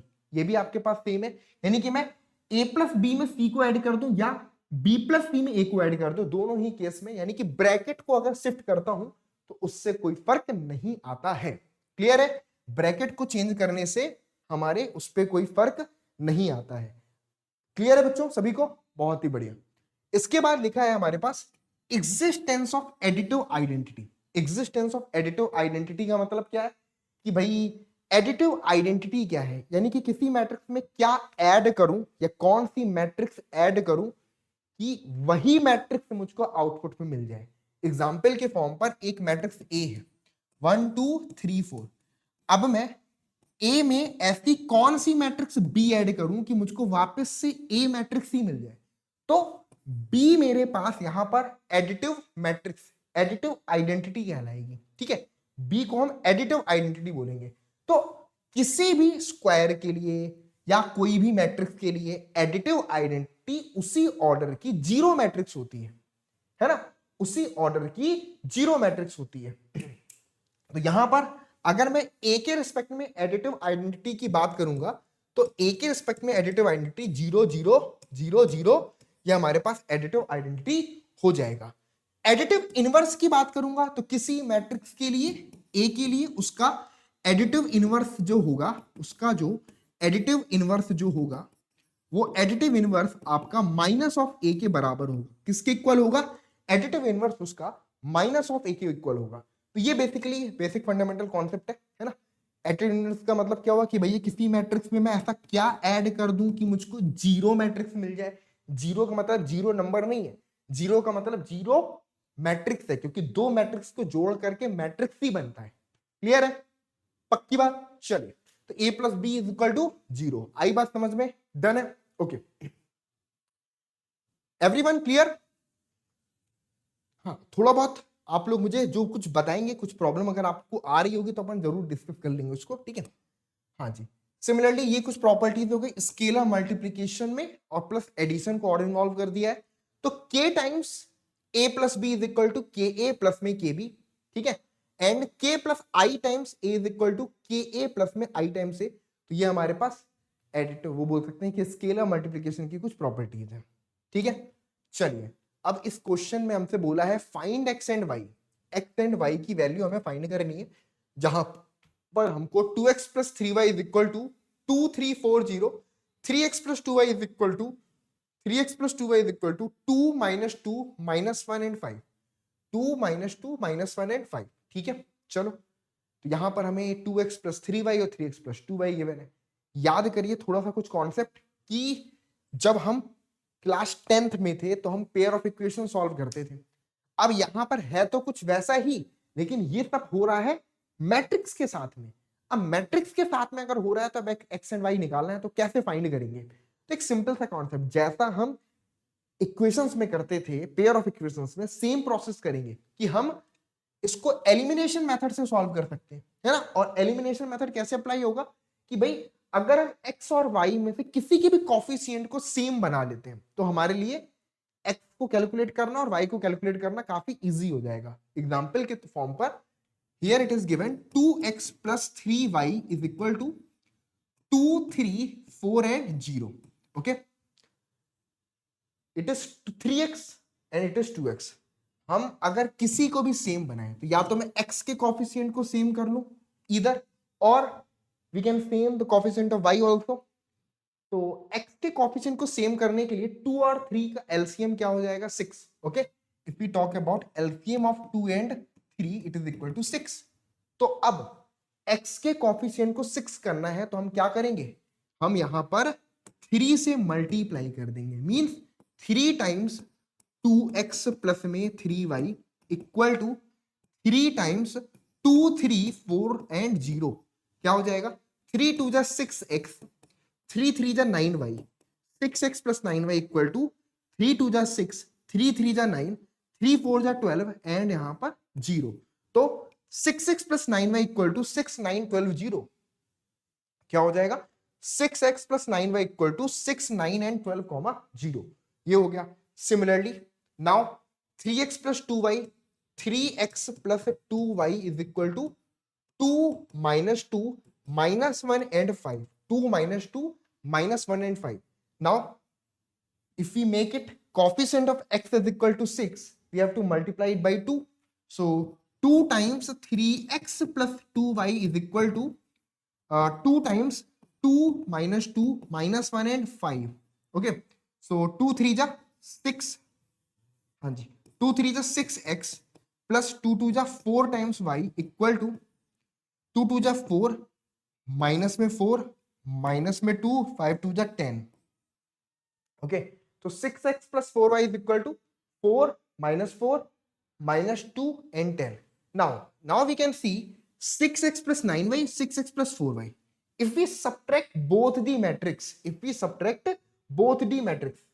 okay, if we subtract both the matrix like 6x plus 9y, okay, and we subtract 6x plus 4y, 6x 4y, ये subtract कर दिया, तो यहां से मतलब ये हुआ कि हमने इससे इसको सब्ट्रैक्ट किया है, mean 6 9 12 0, 6 9 12 and 0 and subtract to 4 minus 4 minus 2 10, 4 minus 4 minus 2 and 10, 4 minus 4 minus 2 and 10. Okay,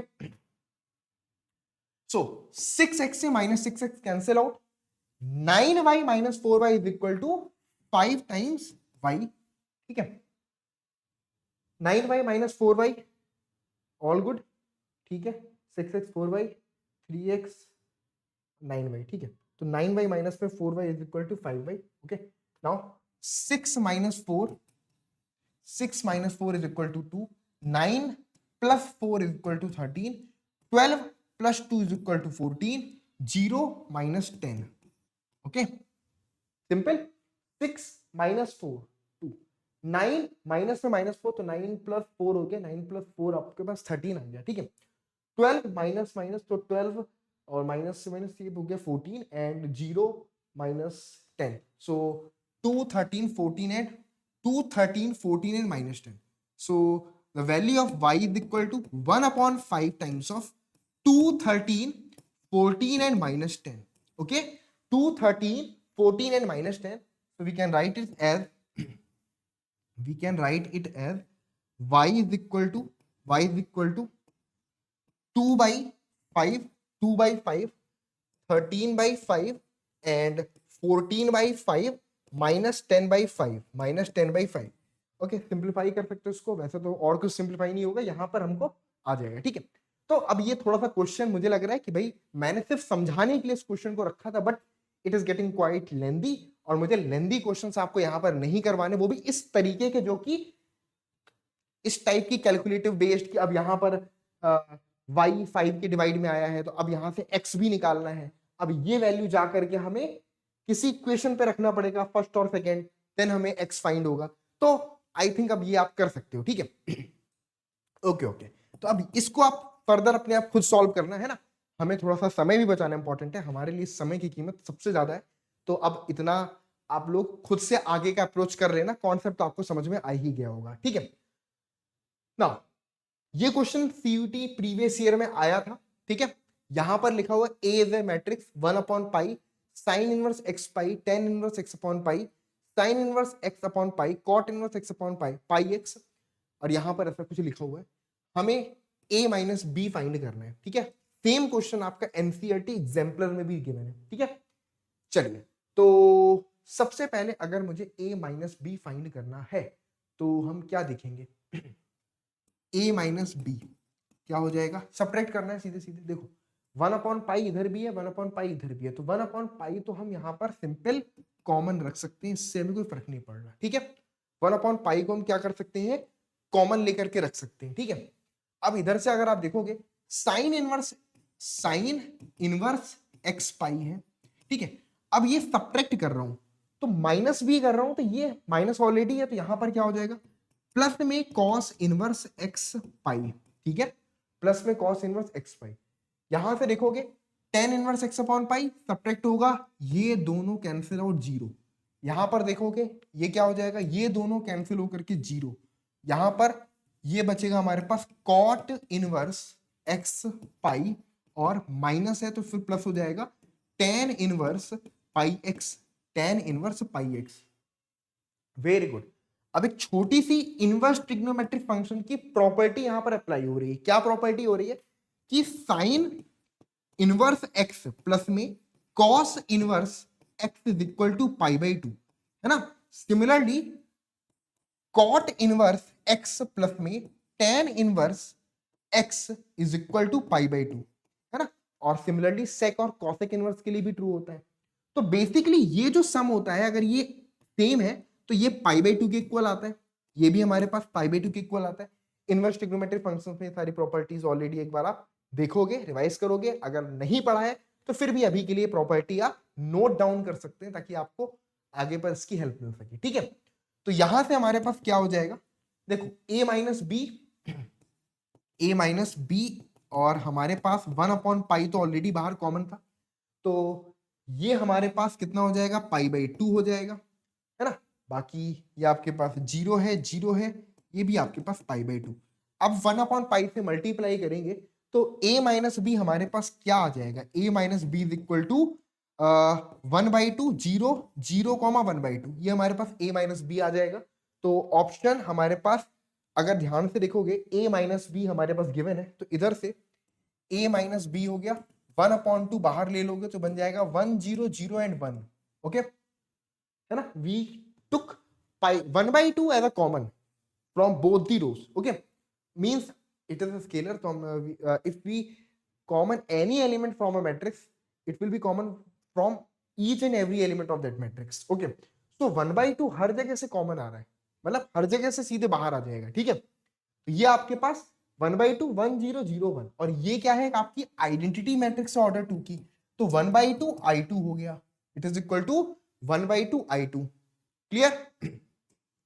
so option number D will be the right answer, okay, option number D will be the right answer, clear है everyone, okay। so done, complete, okay, option number D will be the right answer। next X Y Z, और ये question I think बहुत simple है, यहां से हमको इनको solve add कर देना है, ऐड करके दोनों को इक्वल कर देंगे। तो एज इसको आप एक बार को होमवर्क और प्रैक्टिस के तौर पे यूज करिएगा इस क्वेश्चन को सॉल्व करने के लिए, ठीक है। मैं आगे बढ़ता हूं। अच्छा, अब बात करते हैं मल्टीप्लीकेशन ऑफ अ मैट्रिक्स की, यानी कि जब मैं दो मैट्रिक्स का आपस में मल्टीप्लीकेशन करता हूं तो वो मल्टीप्लीकेशन कैसे होगा। मल्टीप्लीकेशन हमेशा मैंने देखा है कि बहुत सारे बच्चों के लिए बहुत डिफिकल्ट होता है, तो आज उस मल्टीप्लीकेशन को हम बहुत इजी बना देते हैं, ठीक है। स्पेशली सीयूटी वाले बच्चों के लिए तो बहुत जरूरी है, क्योंकि आपके लिए तो ट्रिक्स एंड सारी चीजें बड़ी इंपॉर्टेंट है, ठीक है। तो मैट्रिक्स मल्टीप्लीकेशन पहली बात समझते हैं कि कब पॉसिबल है, दो मैट्रिक्स का मल्टीप्लाई कब डिफाइंड होता है और कब नहीं होता, ठीक है। अगर मेरे पास एक मैट्रिक्स है जिसका ऑर्डर m बाई n है, और मेरे पास एक दूसरी मैट्रिक्स B है जिसका ऑर्डर n बाई l है, तो A इंटू बी पॉसिबल है, वो भी कब, जब हम देख सकते हैं कि मैट्रिक्स A के number of column matrix B के नंबर ऑफ रो के इक्वल हो, ओके। A में number of column and B में नंबर ऑफ रो अगर ये दोनों सेम है तो हम कह सकते हैं कि, एक सेकेंड रुक जाना, ग्रीन पेन नहीं उठाना, चल ग्रीन पेन नहीं उठाना, तो A इंटू बी हम लिख रहे हैं, A में नंबर ऑफ कॉलम बी में नंबर ऑफ रोज हमारे पास सेम होने चाहिए, तब हम कह सकते हैं कि ए इंटू बी पॉसिबल होगा। और ऐसी कंडीशन में जो हमें प्रोडक्ट मिलेगा ए इंटू बी, उसका ऑर्डर एम बाई एल होगा, क्या होगा, एम बाई, उसका ऑर्डर आपके पास में एम बाई एल के बराबर होगा। तो A into B is equal to m by l. Done है? Okay, so find the product of the matrix. We have to find the product of these two matrix, and it is given there 2 3 minus 1 2, or order is 2 by 2. Here it is 2 by 3. So we can see the number of column in the first matrix is equal to number of row in the second matrix. Okay, so we can say its product is possible. ठीक है? But if we talk about, we can say AB must be defined. AB must be defined. Means A into B possible है. If we talk about B into A, is it B into A is possible or not? We can see, अगर हम B into A की बात कर रहे हैं तो पहले B मैट्रिक्स को देखेंगे. B में नंबर ऑफ कॉलम 3 है और A में नंबर ऑफ रो हमारे पास कितने हैं? 2. तो यहां पर आप देखोगे ये दोनों आपस में सेम नहीं है. मींस B के नंबर ऑफ कॉलम A के नंबर ऑफ रो के इक्वल नहीं है. Means B into A not defined. ये आपके पास डिफाइंड नहीं होगा. It can not be defined. So BA cannot defined. Okay, BA cannot defined. Now A and B.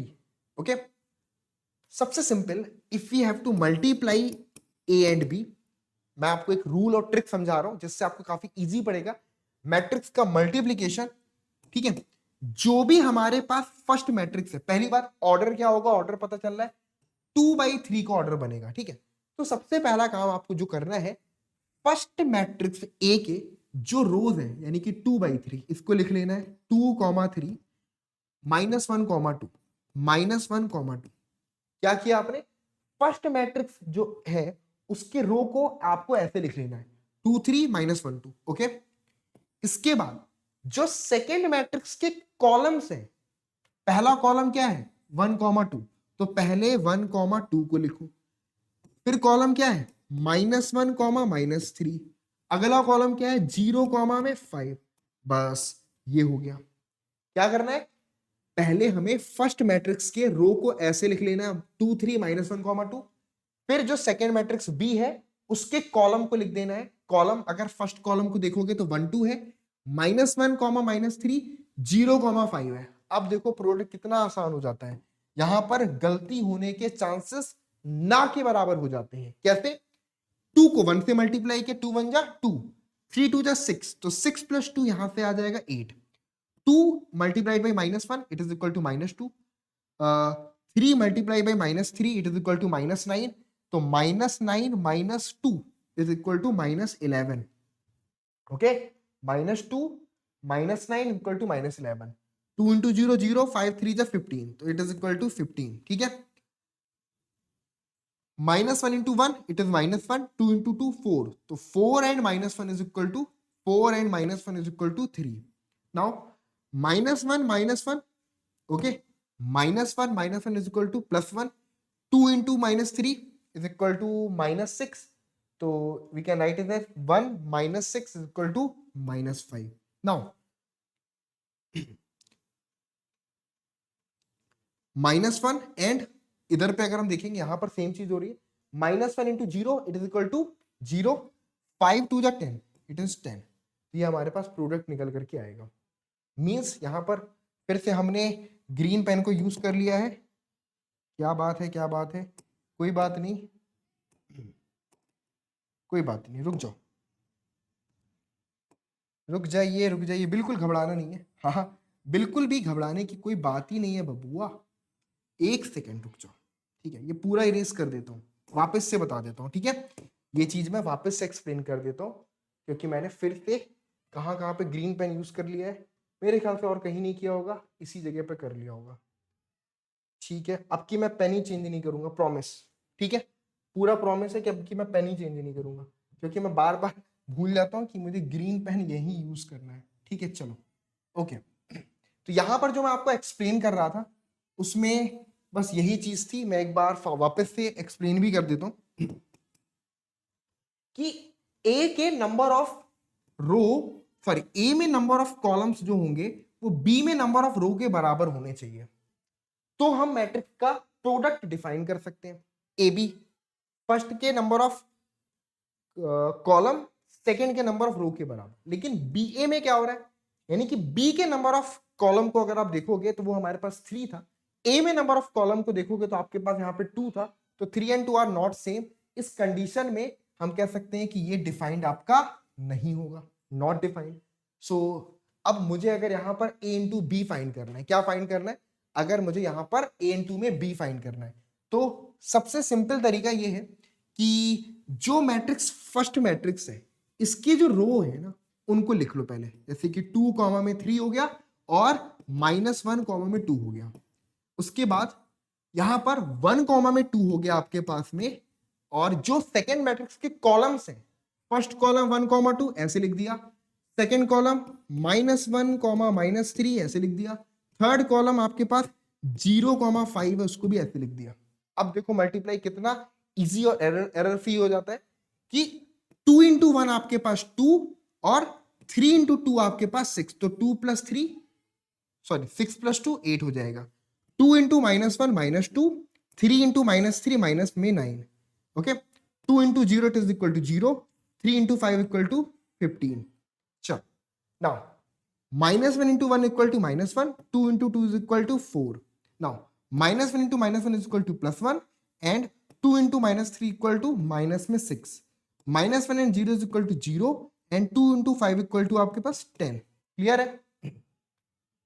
So, here we will get 6 plus 2, 8, -9 -2 -11, 8 is 15 and -1 plus 4 is equal to 3, 1 minus 6 is equal to -5 and 0 plus 10 is equal to 10। Okay 0 plus 10 10, ये हमारे पास ए into B आ गया। ठीक है, तो ऐसे आप multiply easily कर सकते हो। पहले फर्स्ट मैट्रिक्स के जो रो हैं उनको ऐसे लिख लेना है, फिर उसके बाद सेकेंड मैट्रिक्स के जो कॉलम्स हैं उनको हमें ऐसे लिख देना है, फिर बस एलिमेंट को मल्टीप्लाई करके ऐड करते जाओ, बस इजी। ठीक है, तो इस तरीके से मैट्रिक्स ए और बी का प्रोडक्ट हम फाइंड कर सकते हैं। लेकिन ये हमेशा याद रखना है कि कब डिफाइंड होगा कब नहीं डिफाइंड होगा। आई होप ये समझ में आ गया होगा। बाई मिस्टेक मैंने ग्रीन पेन का यूज कर लिया था और मैं वीडियो स्टार्ट करने से पहले उसको चेंज करना भूल गया, इसकी वजह से वो ग्रीन पेन नहीं दिख रहा होगा। नेक्स्ट वीडियो में ऐसी प्रॉब्लम नहीं आएगी। चलिए, अब यहां पर क्या लिखा हुआ है, ए और बी हमें से पूछ रहा है। प्रीवियस ईयर में आया था क्वेश्चन, मेहनत बहुत कम करवाता है सीयूटी। कहता है कि भाई डायरेक्टली बता दो कि इसमें कौन सा प्रोडक्ट डिफाइंड होगा। तो भाई ए का ऑर्डर है 2/3, 2 row 3 number of columns. B का ऑर्डर है 3/2, तो यहां पर number of row first matrix के, नंबर ऑफ कॉलम्स के, sorry number of column first matrix के, number of row second matrix के बराबर आ रहे हैं। That means A into B defined है, ओनली ए बी डिफाइंड। ठीक है, अभी रुक जाना। अगर सेम मैं बी ए के लिए देखूं, हम ये तो कह सकते हैं कि ए का ऑर्डर हमारे पास में 2/3 है और बी का ऑर्डर हमारे पास में 3/2 है, तो इस वजह से ये सेम है, तो ए बी आपका डिफाइंड होगा। अब मैं बी के ऑर्डर की बात करूं तो बी मेरे पास यहां पर 3/2 है, और ए की बात करूंगा तो ए हमारे पास 2/3 है। तो यहां पर भी देखोगे ये कॉलम और ये रो सेम है, तो यहां पर भी आपके पास बी इंटू ए डिफाइंड होगा। ओके, यहां पर भी आपके पास बी इंटू ए डिफाइंड होगा। डन। सो हम कह सकते हैं कि both A B and B A both are defined. Option number C will be the right answer. Okay, yes, absolutely correct. Option number C, both AB and BA is defined. Both AB and BA are defined. So now, अब यहां पर given है A given है, B given है, X given है, Y given है। We have to find the value of AB plus XY। ये question भी आपका प्रीवियस ईयर में आया हुआ है सीयूटी के। ठीक है, सेम क्वेश्चन आपका प्रीवियस ईयर में आया हुआ था। A is equal to 2 minus 3 4, 3 2 2 और x equal to this and y equal to this। सबसे पहले we will find a into b। okay, what will be the a into b? देखो यहां पर क्या हो गया कि एक ही रो है ना। अगर मैं यहां पर प्रोडक्ट डिफाइन करूं तो हमारे पास एक ही रो है, 2 minus 3 4, 2, ठीक है, 2 minus 3 and 4। एक ही कॉलम है जो कि हमारे पास में है 3 2 and 2, तो ये हमारे लिए बहुत इजी हो गया। क्यों? क्योंकि भाई अब एक ही रो है तो एक रो आ गई, एक ही कॉलम है तो कॉलम आ गया। 2 3 जा 6, -3 2 जा -6, 4 2 जा 8, क्या हो गया हमारे पास यहाँ पर ओनली 8 आ गया। इसके बाद अगर मैं x इंटू वाई करूं, x इंटू वाई, तो यहां पर भी सेम हो जाएगा, एक ही रो है एक ही कॉलम है, तो 1 इंटू में 2, सीधे हमारे पास 2 आया, 2 3 जा 6 आ गया, 3 4 जा 12 आ गया। ये कितना हो गया आपके पास 12 प्लस 6, तो 18 plus 2 20, it is equal to 20। So if you talk about AB plus X Y, if you talk about AB plus X into Y, AB plus x into y, it is equal to 20 plus 8 and it is equal to 28, ठीक है, it is equal to 28। But ये जो भी आएगा हमारे पास एक matrix आएगा, that's why 28 means option number A को हम यहां पर करेक्ट करेंगे। क्लियर है? That's why option number A को हम यहां पर करेक्ट करेंगे। Clear everyone? Option number A will be the right answer. Done.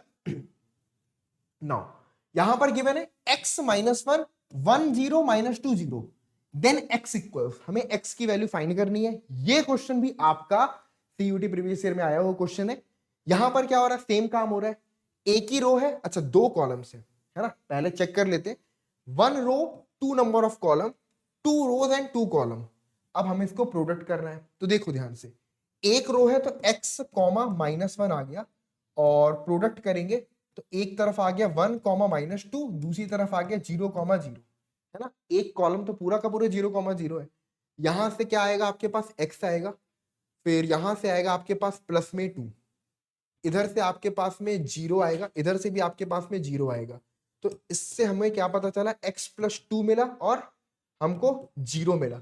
अब ये पूरा का पूरा 0 के इक्वल है, means it is equal to 0 matrix, और अगर दो मैट्रिक्स हमारी इक्वल है तो करस्पॉन्डिंग एलिमेंट सेम होंगे। दैट्स व्हाई x प्लस 2 की वैल्यू डायरेक्टली हम यहाँ पर 0 लिखेंगे, तो x की वैल्यू माइनस में 2 के इक्वल आ जाएगी।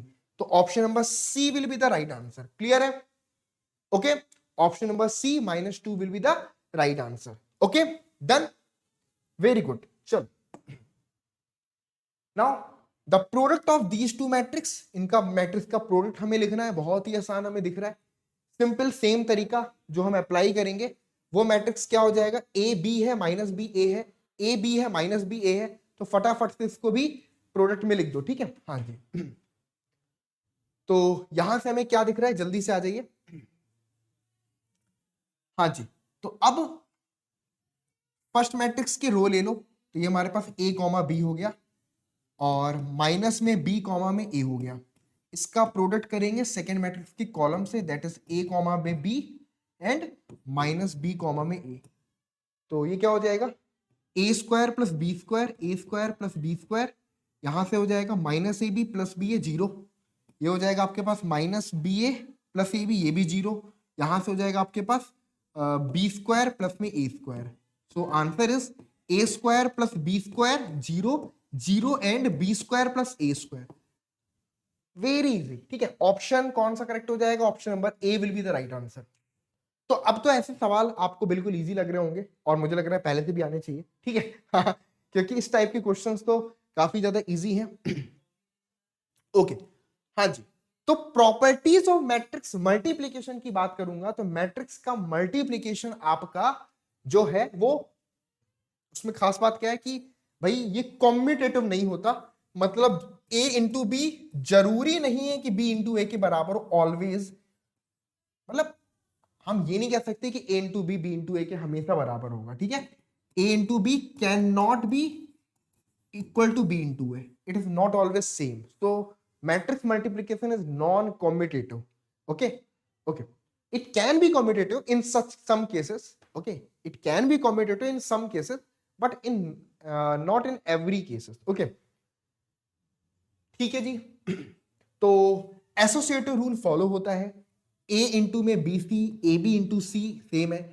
डिस्ट्रीब्यूटिव प्रॉपर्टी फॉलो करते हैं, a इंटू में B plus C, A B plus A C, B plus C into D equal to B D plus C D, distribution हो रहा है। A B should not equal to B A, not commutative.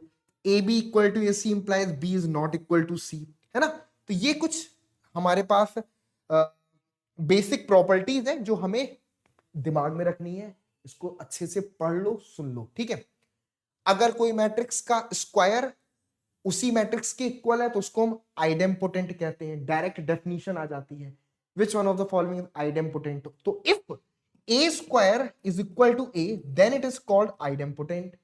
उसके बाद a square matrix is called involutory matrix। involutory matrix ये सब board में नहीं पढ़ा था, लेकिन ये सारी चीजें सीयूटी के पॉइंट ऑफ व्यू से इंपॉर्टेंट हो जाती हैं। involutory matrix, then in that case square of a square must be equal to identity, means अगर a square मेरे पास i के इक्वल आ जाएगा that means it is a involutory matrix। ठीक है, तो ये कुछ प्रॉपर्टीज ऑफ मैट्रिक्स मल्टीप्लिकेशन, इनको एक बार अच्छे से दिमाग में रखिएगा बिकॉज इनसे रिलेटेड क्वेश्चंस आ जाते हैं। मैं यहां पर ये ठीक से लिख देता हूं बिकॉज यहां पर आइडेम पोटेंट लिखा है, आइडेम पोटेंट। ठीक है, और यहां पर ये जो लिखा है वो इन्वोल्यूटरी लिखा है, इन्वोल्यूटरी। ठीक है, इन्वोल्यूटरी मैंने यहां पर लिख भी दिया, आइडेम पोटेंट एंड इन्वोल्यूटरी। ठीक है, done, all clear. Now if A and B are square matrix of the same order and square matrix of the same order, A plus B into A minus B is equal to A plus B into A minus B क्या हो जाएगा? तो बहुत सारे लोग direct सोचेंगे यार A plus B into A minus B है, दिमाग की बत्ती जलाई, सोचना स्टार्ट किया, अच्छा x plus y x minus y का फॉर्मूला है, तो वो सीधे बोल देंगे sir answer A square minus B square होगा, और ऑप्शन में भी होगा पक्का, A को आप मार्क कर दोगे, लेकिन एक गलत हो जाता है। क्यों? क्योंकि हमारी आदत है कि हम कॉम्यूटेटिव सोच के आंसर कर रहे हैं, जबकि a plus B into A minus B को अगर आप मल्टीप्लाई करोगे तो a इंटू ए स्क्वायर, फिर यहां से माइनस में आपके पास ए बी, फिर आपके पास में प्लस में B A, and then minus में बी स्क्वायर, ये आंसर आएगा। क्योंकि ए बी और B A not necessarily same, अगर मेंशन नहीं है कि A and B are commutative, है ना, कॉम्यूटेटिव मैट्रिसेस, तब तक हम ऐसा नहीं बोल सकते कि ए बी और बी ए सेम होंगे। ठीक है, चलिए, तो इस तरीके से इसका answer A square minus A B plus B A and minus A B plus B A minus A B, कौन सा ऑप्शन करेक्ट होगा? Minus A B plus B A minus B square, option number C will be the right answer. ठीक है, option number C will be the right answer. Done, ठीक है, यहां तक किसी को भी कोई प्रॉब्लम किसी भी क्वेश्चन में, तो एक बार फटाफट से बता सकते हो। मैं चेक कर रहा हूं कि मैंने जैसे यहां पर यूनिट मैट्रिक्स की जगह पर लिखा था इस वाले पेन से, तो उसको ठीक कर दूंगा। 1 0 0 0 1 0 0 0 1, ये आपके पास में यूनिट मैट्रिक्स में मैंने लिखा था, तो उसको ठीक कर रहा था। तब तक आपको कहीं पर कोई और डाउट आया हो तो पूछ सकते हो। बाकी मैंने इन जनरल चेक किया तो और कहीं पर मैंने ग्रीन पेन यूज नहीं किया, ग्रीन पेन के केस में बस प्रॉब्लम आई थी, but instead of green pen कहीं और प्रॉब्लम नहीं आई है, तो वो आप देख सकते हैं। ठीक है, ठीक है, ग्रीन पेन, अच्छा यहां पर था तो मैंने लिख दिया, ये आइडेम्पोटेंट लिखा है, यहां पर आपके पास इन्वोल्यूटरी लिखा है। ठीक है, ओके, बाकी सही है, क्लियर है। Now move to the, okay, there is a question which comes in the previous year. if the product of two matrices is zero matrix, then अगर दो मैट्रिक्स का प्रोडक्ट जीरो है तब at least one of the matrix is a zero matrix, कम से कम एक matrix ऐसी होगी जो जीरो मैट्रिक्स होगी। Both the matrix are zero matrix, दोनों को जीरो होना पड़ेगा। It is not necessary that one of the matrix is zero matrix, none of the above. तो भाई यहां पर है कि दो नॉन जीरो मैट्रिक्स है लेकिन उनका प्रोडक्ट जीरो मैट्रिक्स है, तो मतलब ऐसा है कि हमें दो मैट्रिक्स का प्रोडक्ट जीरो है, तो क्या ऐसा जरूरी है कि एटलीस्ट वन जीरो मैट्रिक्स हो? सिंपल, मैं एग्जांपल लेता हूं, मैंने लिख दिया 0 0 0 1, यहां पे लिख दिया 0 0 0 2। अगर मैं दोनों को आपस में मल्टीप्लाई करूंगा तो क्या होगा? इनका प्रोडक्ट हमारे पास क्या आएगा? एक सेकेंड, इसको आप ऐसे लिख दो,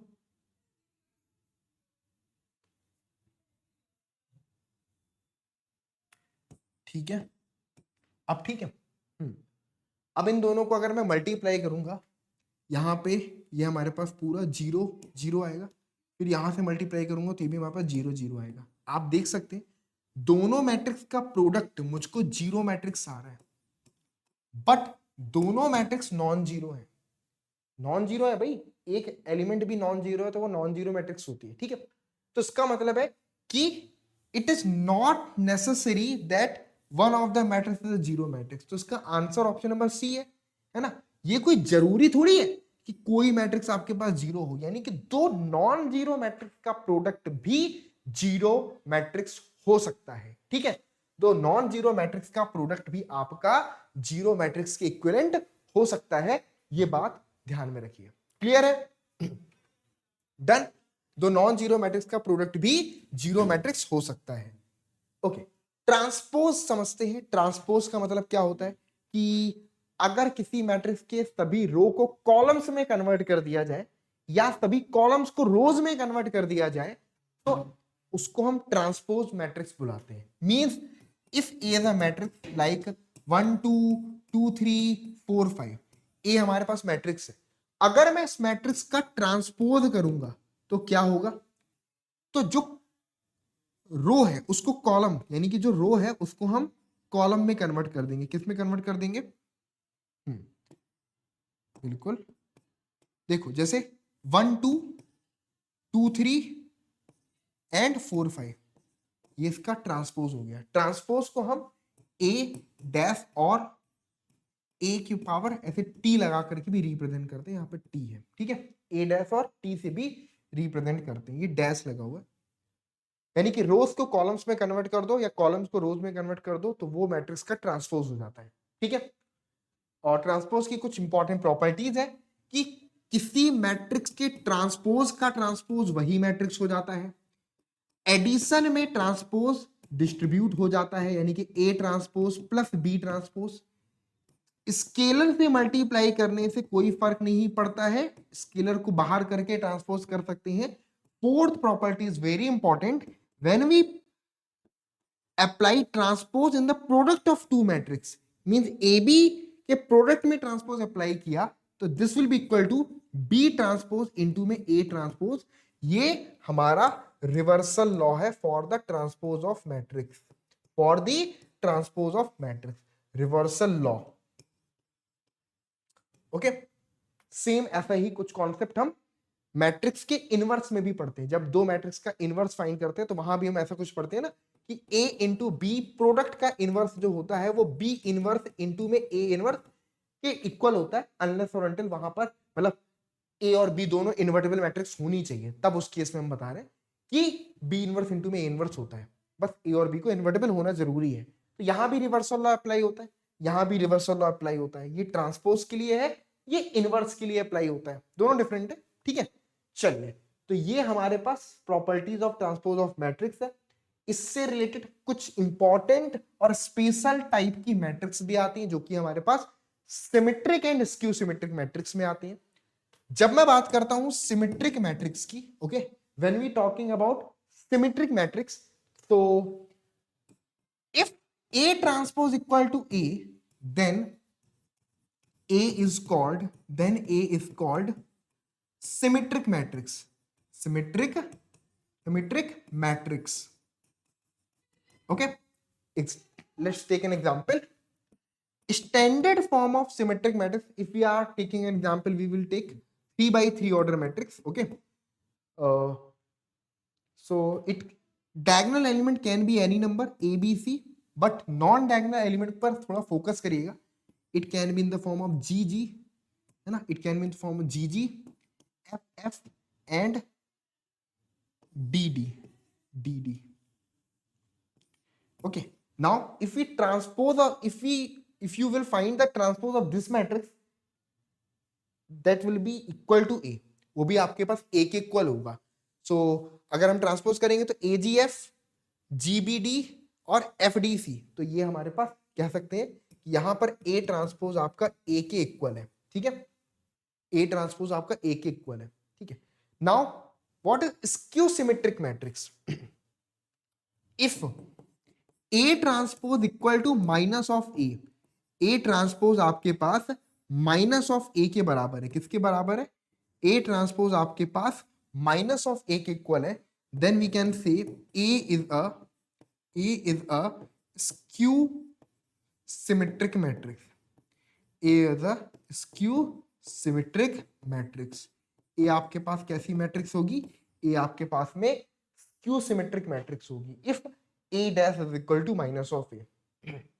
if a dash is equal to minus of a, then it is a skew symmetric matrix. Done है?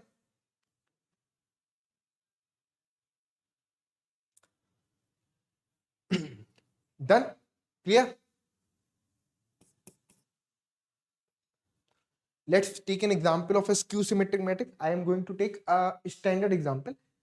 इस एग्जाम्पल में आप देखोगे जी जी है, एफ एफ है, डी डी है। तो यहाँ पर कुछ पैटर्न ऑब्जर्व कर पा रहे हो कि डायगोनल एलिमेंट कुछ भी है, ये एलिमेंट सेम है, ये दोनों सेम और ये दोनों सेम है। मतलब ऐसा अगर होगा तो ये एक सिमेट्रिक मैट्रिक्स होगी। स्क्यू सिमेट्रिक के केस में अगर हम आ जाए, है ना, स्क्यू सिमेट्रिक का केस जो है उसका अगर एक एग्जाम्पल लेते हैं, है ना, उसमें क्या होता है, देखो डायगोनल एलिमेंट तो यहाँ पर हमेशा जीरो होते हैं, ठीक है, डायगोनल एलिमेंट यहाँ पर हमेशा जीरो होते हैं और non diagonal element opposite sign के होते हैं, इक्वल होते हैं। यानी कि जी तो ये माइनस जी, यहाँ पर एफ तो ये माइनस एफ, और यहाँ पर मान लो ये डी तो ये माइनस है डी। मतलब नॉन डायगोनल एलिमेंट जो होते हैं वो ऑपोजिट साइन के होते हैं। Okay, zero zero zero, G minus G, F minus F, D minus G, ठीक है। तो ये हमारे पास स्क्यू सिमेट्रिक मैट्रिक्स का एग्जाम्पल है। क्लियर? आ गई बात समझ में? डन है? क्लियर? ओके, नाउ एक क्वेश्चन देखते हैं। अच्छा, तुम्हें पहले मैं दिखा देता हूं कि सेम, चलो ये क्वेश्चन अपन कर लें पहले, ठीक है, वरना अभी कुछ क्वेश्चंस हैं जो यहां पर आप देखोगे डायरेक्टली। ये क्वेश्चन सीयूईटी 2024 आपके एग्जाम में आया हुआ था क्वेश्चन। एक बार इस पर एक नजर मार लेते हैं। इसमें लिखा हुआ if A and B are symmetric matrices of the same order, ठीक है, A and B are the symmetric matrices of the same order, then A B minus B A किस टाइप की मैट्रिक्स होगी। तो पहली बात, इस क्वेश्चन के अंदर जो 2024 में ये क्वेश्चन डायरेक्टली पूछा गया था, आई थिंक सबको क्लियरली विजिबल होगा। हाँ जी, बिल्कुल विजिबल है, ठीक है। चलिए, तो यहां पर एक सेकेंड में देख लेता हूं। All good? Yes yes, all good all good all good, ठीक है। तो इसमें अगर आप देखोगे हमें बताना है कि A B minus B A किस टाइप की मैट्रिक्स होगी। तो अगर ए और बी सिमेट्रिक मैट्रिक्स है, that means A transpose equal to A होगा and B transpose equal to B होगा। If we are going to talk about A B minus B A B minus B A, and if we transpose this AB minus BA transpose, so it will be equal to AB transpose minus में AB transpose minus में B into A transpose minus में B into A transpose। अब यहां पर reversal law लगेगा, that is equal to B transpose into A transpose minus में A transpose into में B transpose, and B transpose is equal to B, A transpose is equal to A minus में A transpose is equal to A and B transpose is equal to B। तो BA minus में आपके पास AB, ठीक है। तो ये आपके पास क्या आ गया, BA माइनस में आपके पास में AB आ गया। तो अब आप ऑब्जर्व करो कि हमने जब इसका ट्रांसपोज लिया तो ये हमारे पास माइनस में AB minus B of A के बराबर आ रहा है। अगर मैं माइनस कॉमन निकालूंगा तो AB इधर आ जाएगा, BA इधर आ जाएगा। तो बेसिकली हुआ क्या, इसका ट्रांसपोज, इस मैट्रिक्स का ट्रांसपोज इसके नेगेटिव के बराबर है। दैट मींस कि A B minus B A किस टाइप की मैट्रिक्स हुई, ए बी माइनस बी ए, जब हम देख सकते हैं कि ये नेगेटिव अंश के बराबर है, मींस ये स्क्यू सिमेट्रिक है। तो option number 3 skew symmetric matrix इसका राइट आंसर होगा। क्लियर है? Option number 3 skew symmetric matrix इसका राइट आंसर हो जाएगा। Clear everyone? डन है? ओके, चलिए। इसी टाइप का एक क्वेश्चन जो मैंने, देखो आप खुद सोचोगे ये क्वेश्चन प्रीवियस ईयर में आया था, और ये वो क्वेश्चन है जो जब मैंने लास्ट ईयर सीयूटी का बैच पढ़ाया था, जो मैंने लास्ट ईयर सीयूटी का बैच पढ़ाया था, यानी कि 2023 में, जब मैं ऑब्वियस बात 2024 के बच्चों के लिए जो मैंने पढ़ाया था, उसमें ये क्वेश्चन मैंने क्लास में करवाया हुआ है ना। आपको भी पता होगा टीचर जो कंटेंट बनाते हैं वो ऐसा बनाने की कोशिश करते हैं कि बाद में भी यूज कर सके। तो मैं क्वेश्चंस वो सेम लाया हूं। ये क्वेश्चन पहले से पढ़ा था, ठीक है, और आप देख सकते हैं कि आया हुआ था। So A and B are the symmetric matrices of the, ये सिर्फ एक क्वेश्चन नहीं है, मैं अभी दिखाऊंगा। जितने भी 2024 के क्वेश्चन थे, और ये जो मेरी स्लाइड था आप देख पा रहे हो, जो व्हाइट देखा है ना, ये लास्ट ईयर के पेपर का स्क्रीनशॉट का क्वेश्चन है, ठीक है। अगर आप मेरी स्लाइड के क्वेश्चन देखोगे तो ये मैंने जो लास्ट ईयर के बैच में पढ़ाया था वो है, और आप 2024 के क्वेश्चंस को देखेंगे, मेरे लास्ट ईयर के सारे पढ़ाए क्वेश्चंस थे। तो मेरा इसलिए एक पर्सनल रिकमेंडेशन था कि जो क्वेश्चन मैं करवा रहा हूं उन क्वेश्चंस को जरूर से सॉल्व करके जाना, क्योंकि डायरेक्ट क्वेश्चन नोट्स से देखने को मिलेगा आपको, ठीक है। तो यहां पर A and B symmetric matrix है सेम ऑर्डर का, तो यहां भी ए ट्रांसपोज आपके पास ए के इक्वल है एंड बी ट्रांसपोज आपके पास बी के इक्वल है, और ए बी डैश माइनस में बी ए डैश है। अब मुझे इसके बारे में बात करनी है, ए बी डैश माइनस में बी ए डैश, याद रखिएगा सिर्फ बी पर डैश है, यहां पर ए पर डैश है।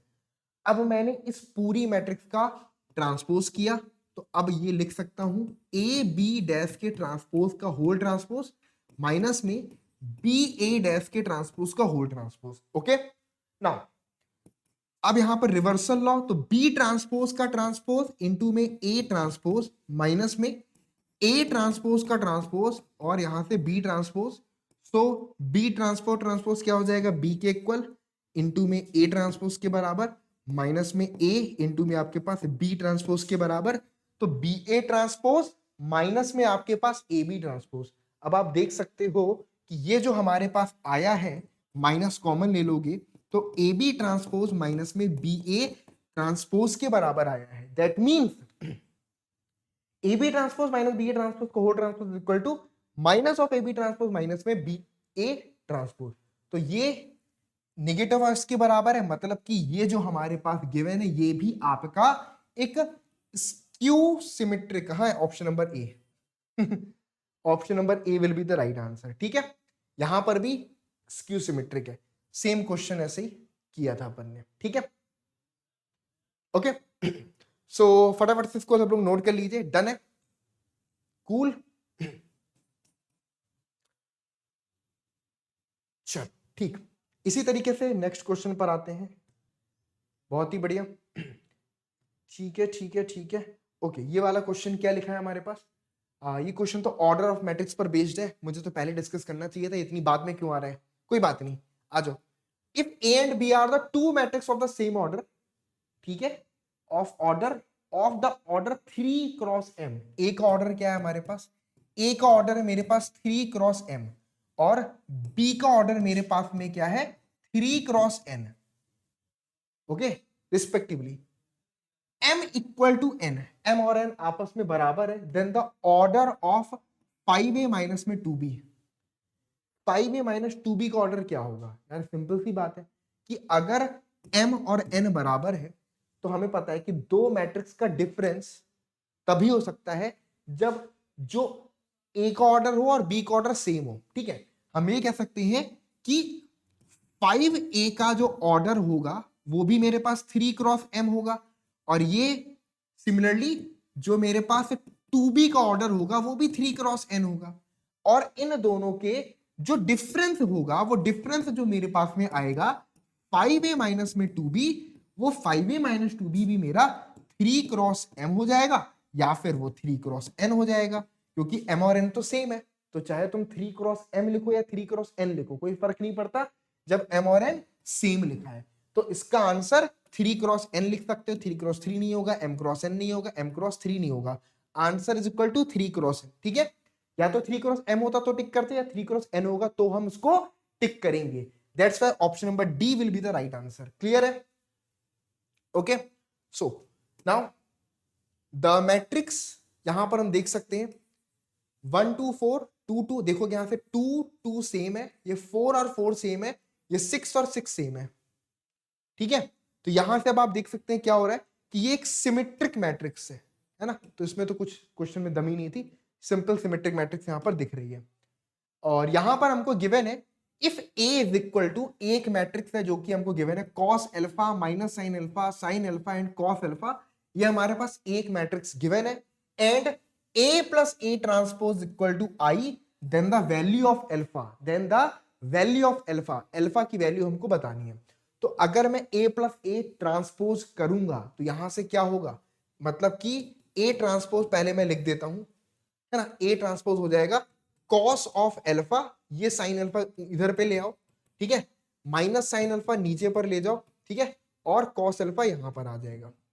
अब अगर मैं ए को ए ट्रांसपोज से ऐड कर देता हूं तो क्या होगा, तो देखो कॉस अल्फा ये बन जाएगा आपके पास 2 times cos alpha, but minus sine alpha plus sine alpha zero, sine alpha minus sine alpha zero, cos alpha ये आपके पास बन जाएगा 2 टाइम्स कॉस अल्फा। अच्छा, अब ये हमारे पास आई के बराबर है, आई का मतलब आइडेंटिटी मैट्रिक्स 1 0 0 1, तो ये आपके पास क्या बन जाएगा कि 2 cos of alpha is equal to 1, that means cos of alpha is equal to 1/2, और cos अल्फा की वैल्यू 1/2 है, तो अल्फा की वैल्यू क्या होगा, cos अल्फा की वैल्यू 1/2 है, तो अल्फा की वैल्यू यहां से क्या हो जाएगी, alpha is equal to π/6, sorry alpha is equal to π/3, alpha is equal to π/3, तो आंसर क्या हो जाएगा π/3, है ना। cos 60 डिग्री की वैल्यू 1/2 होती है, cos 60 मेरे पास π/3 के इक्विवेलेंट होता है, दैट्स व्हाई इसका आंसर π/3 हो जाएगा। Option number C will be the right answer. Clear है, option number C will be the right answer. Now तो ये क्वेश्चन मैंने ऑलरेडी डिस्कस कर लिया था, 2024 में आया था, 2023 2022 इन 3 सालों के क्वेश्चन तो मैं क्लास में ही आपको करवा दूंगा, डोंट वरी, ठीक है। अच्छा यहां पर आ जाओगे, ये हमारे पास गिवन है A 3x2 ऑर्डर की मैट्रिक्स है, B x×y की है, और C 3/1 का है, तो मुझे बताना है कि इनमें से कौन सा ऑप्शन करेक्ट होगा। अगर ऑब्जर्व करोगे कि ये प्रोडक्ट जो कि हमारे पास A का ऑर्डर गिवन है 3/2 एंड दूसरा हमारे पास B का ऑर्डर गिवन है मेरे पास में x× में y, और ये बराबर है मेरे पास C के ऑर्डर के जो कि मेरे पास में 3/1 है। तो देखो प्रोडक्ट तब पॉसिबल होता है जब number of column first matrix का सेकंड के रो के इक्वल हो, मींस x की वैल्यू तो 2 हो जाएगी। अच्छा अब x की वैल्यू 2 हो गई, तो यहां पर क्या लिखा हुआ है, देखो अब इनका प्रोडक्ट पॉसिबल होगा तो जो नई मैट्रिक्स मिलेगी उसका ऑर्डर क्या होगा, उसका ऑर्डर होगा 3/y, तो यहां पर 3/y हमको लिखा हुआ है, तो y की वैल्यू यहां से कितनी हो गई, y की वैल्यू यहां पर 1 हो गई, तो x equal to 2 y equal to 1, sorry वापस से ग्रीन पेन नहीं यूज करना था, रुक जाओ, ठीक है, तो ये आपके पास में 3/2 था, वापस से लिख देता हूं, ठीक है। देखो a हमारे पास में है 3/2 और b हमारे पास में है x/y, और हमारे पास इक्वल टू जो c आया है वो 3/1 है, तो यहां से ये जो 2 है ये x के बराबर होगा तभी जाकर के प्रोडक्ट डिफाइंड होगा, तो x की वैल्यू 2 है। अच्छा प्रोडक्ट डिफाइन हुआ तो जो मैट्रिक्स बनेगी उसका ऑर्डर 3x y बनेगा, तो ये मेरे पास 3x y के बराबर होगा, तो y की वैल्यू 1 हो गई, तो y की वैल्यू 1, x2y1, तो यहां से हम बोल सकते हैं कि करेक्ट आंसर ऑप्शन नंबर 2 हो जाएगा, x equal to 2 y equal to 1। तो बेसिकली आज की क्लास में मैं इतने ही क्वेश्चंस को रख रहा हूं क्योंकि इसके बाद नेक्स्ट क्लास का टाइम हो रहा है, तो आपके पास बैक टू बैक फिर दिक्कत हो जाएगी, ठीक है। तो ये क्वेश्चंस मैं यहीं तक रखता हूं, रिमेनिंग नंबर ऑफ क्वेश्चंस जो हैं वो हम अपने नेक्स्ट क्लास में डिस्कस करेंगे, तो आज की क्लास को यहीं पर एंड करते हैं, बाकी के क्वेश्चन नेक्स्ट क्लास में डिस्कस करेंगे। तो आई होप आज की क्लास आपका लेक्चर आपको बहुत पसंद आया हो, अगर वीडियो पसंद आई है तो कमेंट बॉक्स में बताना, और ये वेरी फर्स्ट लेक्चर था, कुछ अगर आपको लगा हो कि मैं उसको ठीक कर दूं, उससे आपको बेटर समझ में आएगा, तो डेफिनेटली आप कमेंट सेक्शन में मैसेजेस जरूर करें ताकि उसको ठीक करके नेक्स्ट क्लास में आपको इंप्रूवमेंट बहुत अच्छी मिलेगी। होता है कई बार शुरुआत के लेक्चर्स में जब बच्चों के साथ में एक कॉम्बिनेशन बनाना होता है, एक बॉन्ड बनाना होता है, तो 1 से 2 लेक्चर का टाइम लग जाता है। अब मुझे नहीं पता कि वो बॉन्ड मैं आपसे आज के इस लेक्चर में बना पाया कि नहीं बना पाया, वो अगर आने वाले लेक्चर्स में भी बन जाएगा तो हमारे लिए बहुत आसान हो जाएगा। चलिए तो मिलते हैं नेक्स्ट क्लास में, तब तक के लिए good bye, take care to all of you, thank you so much to everyone.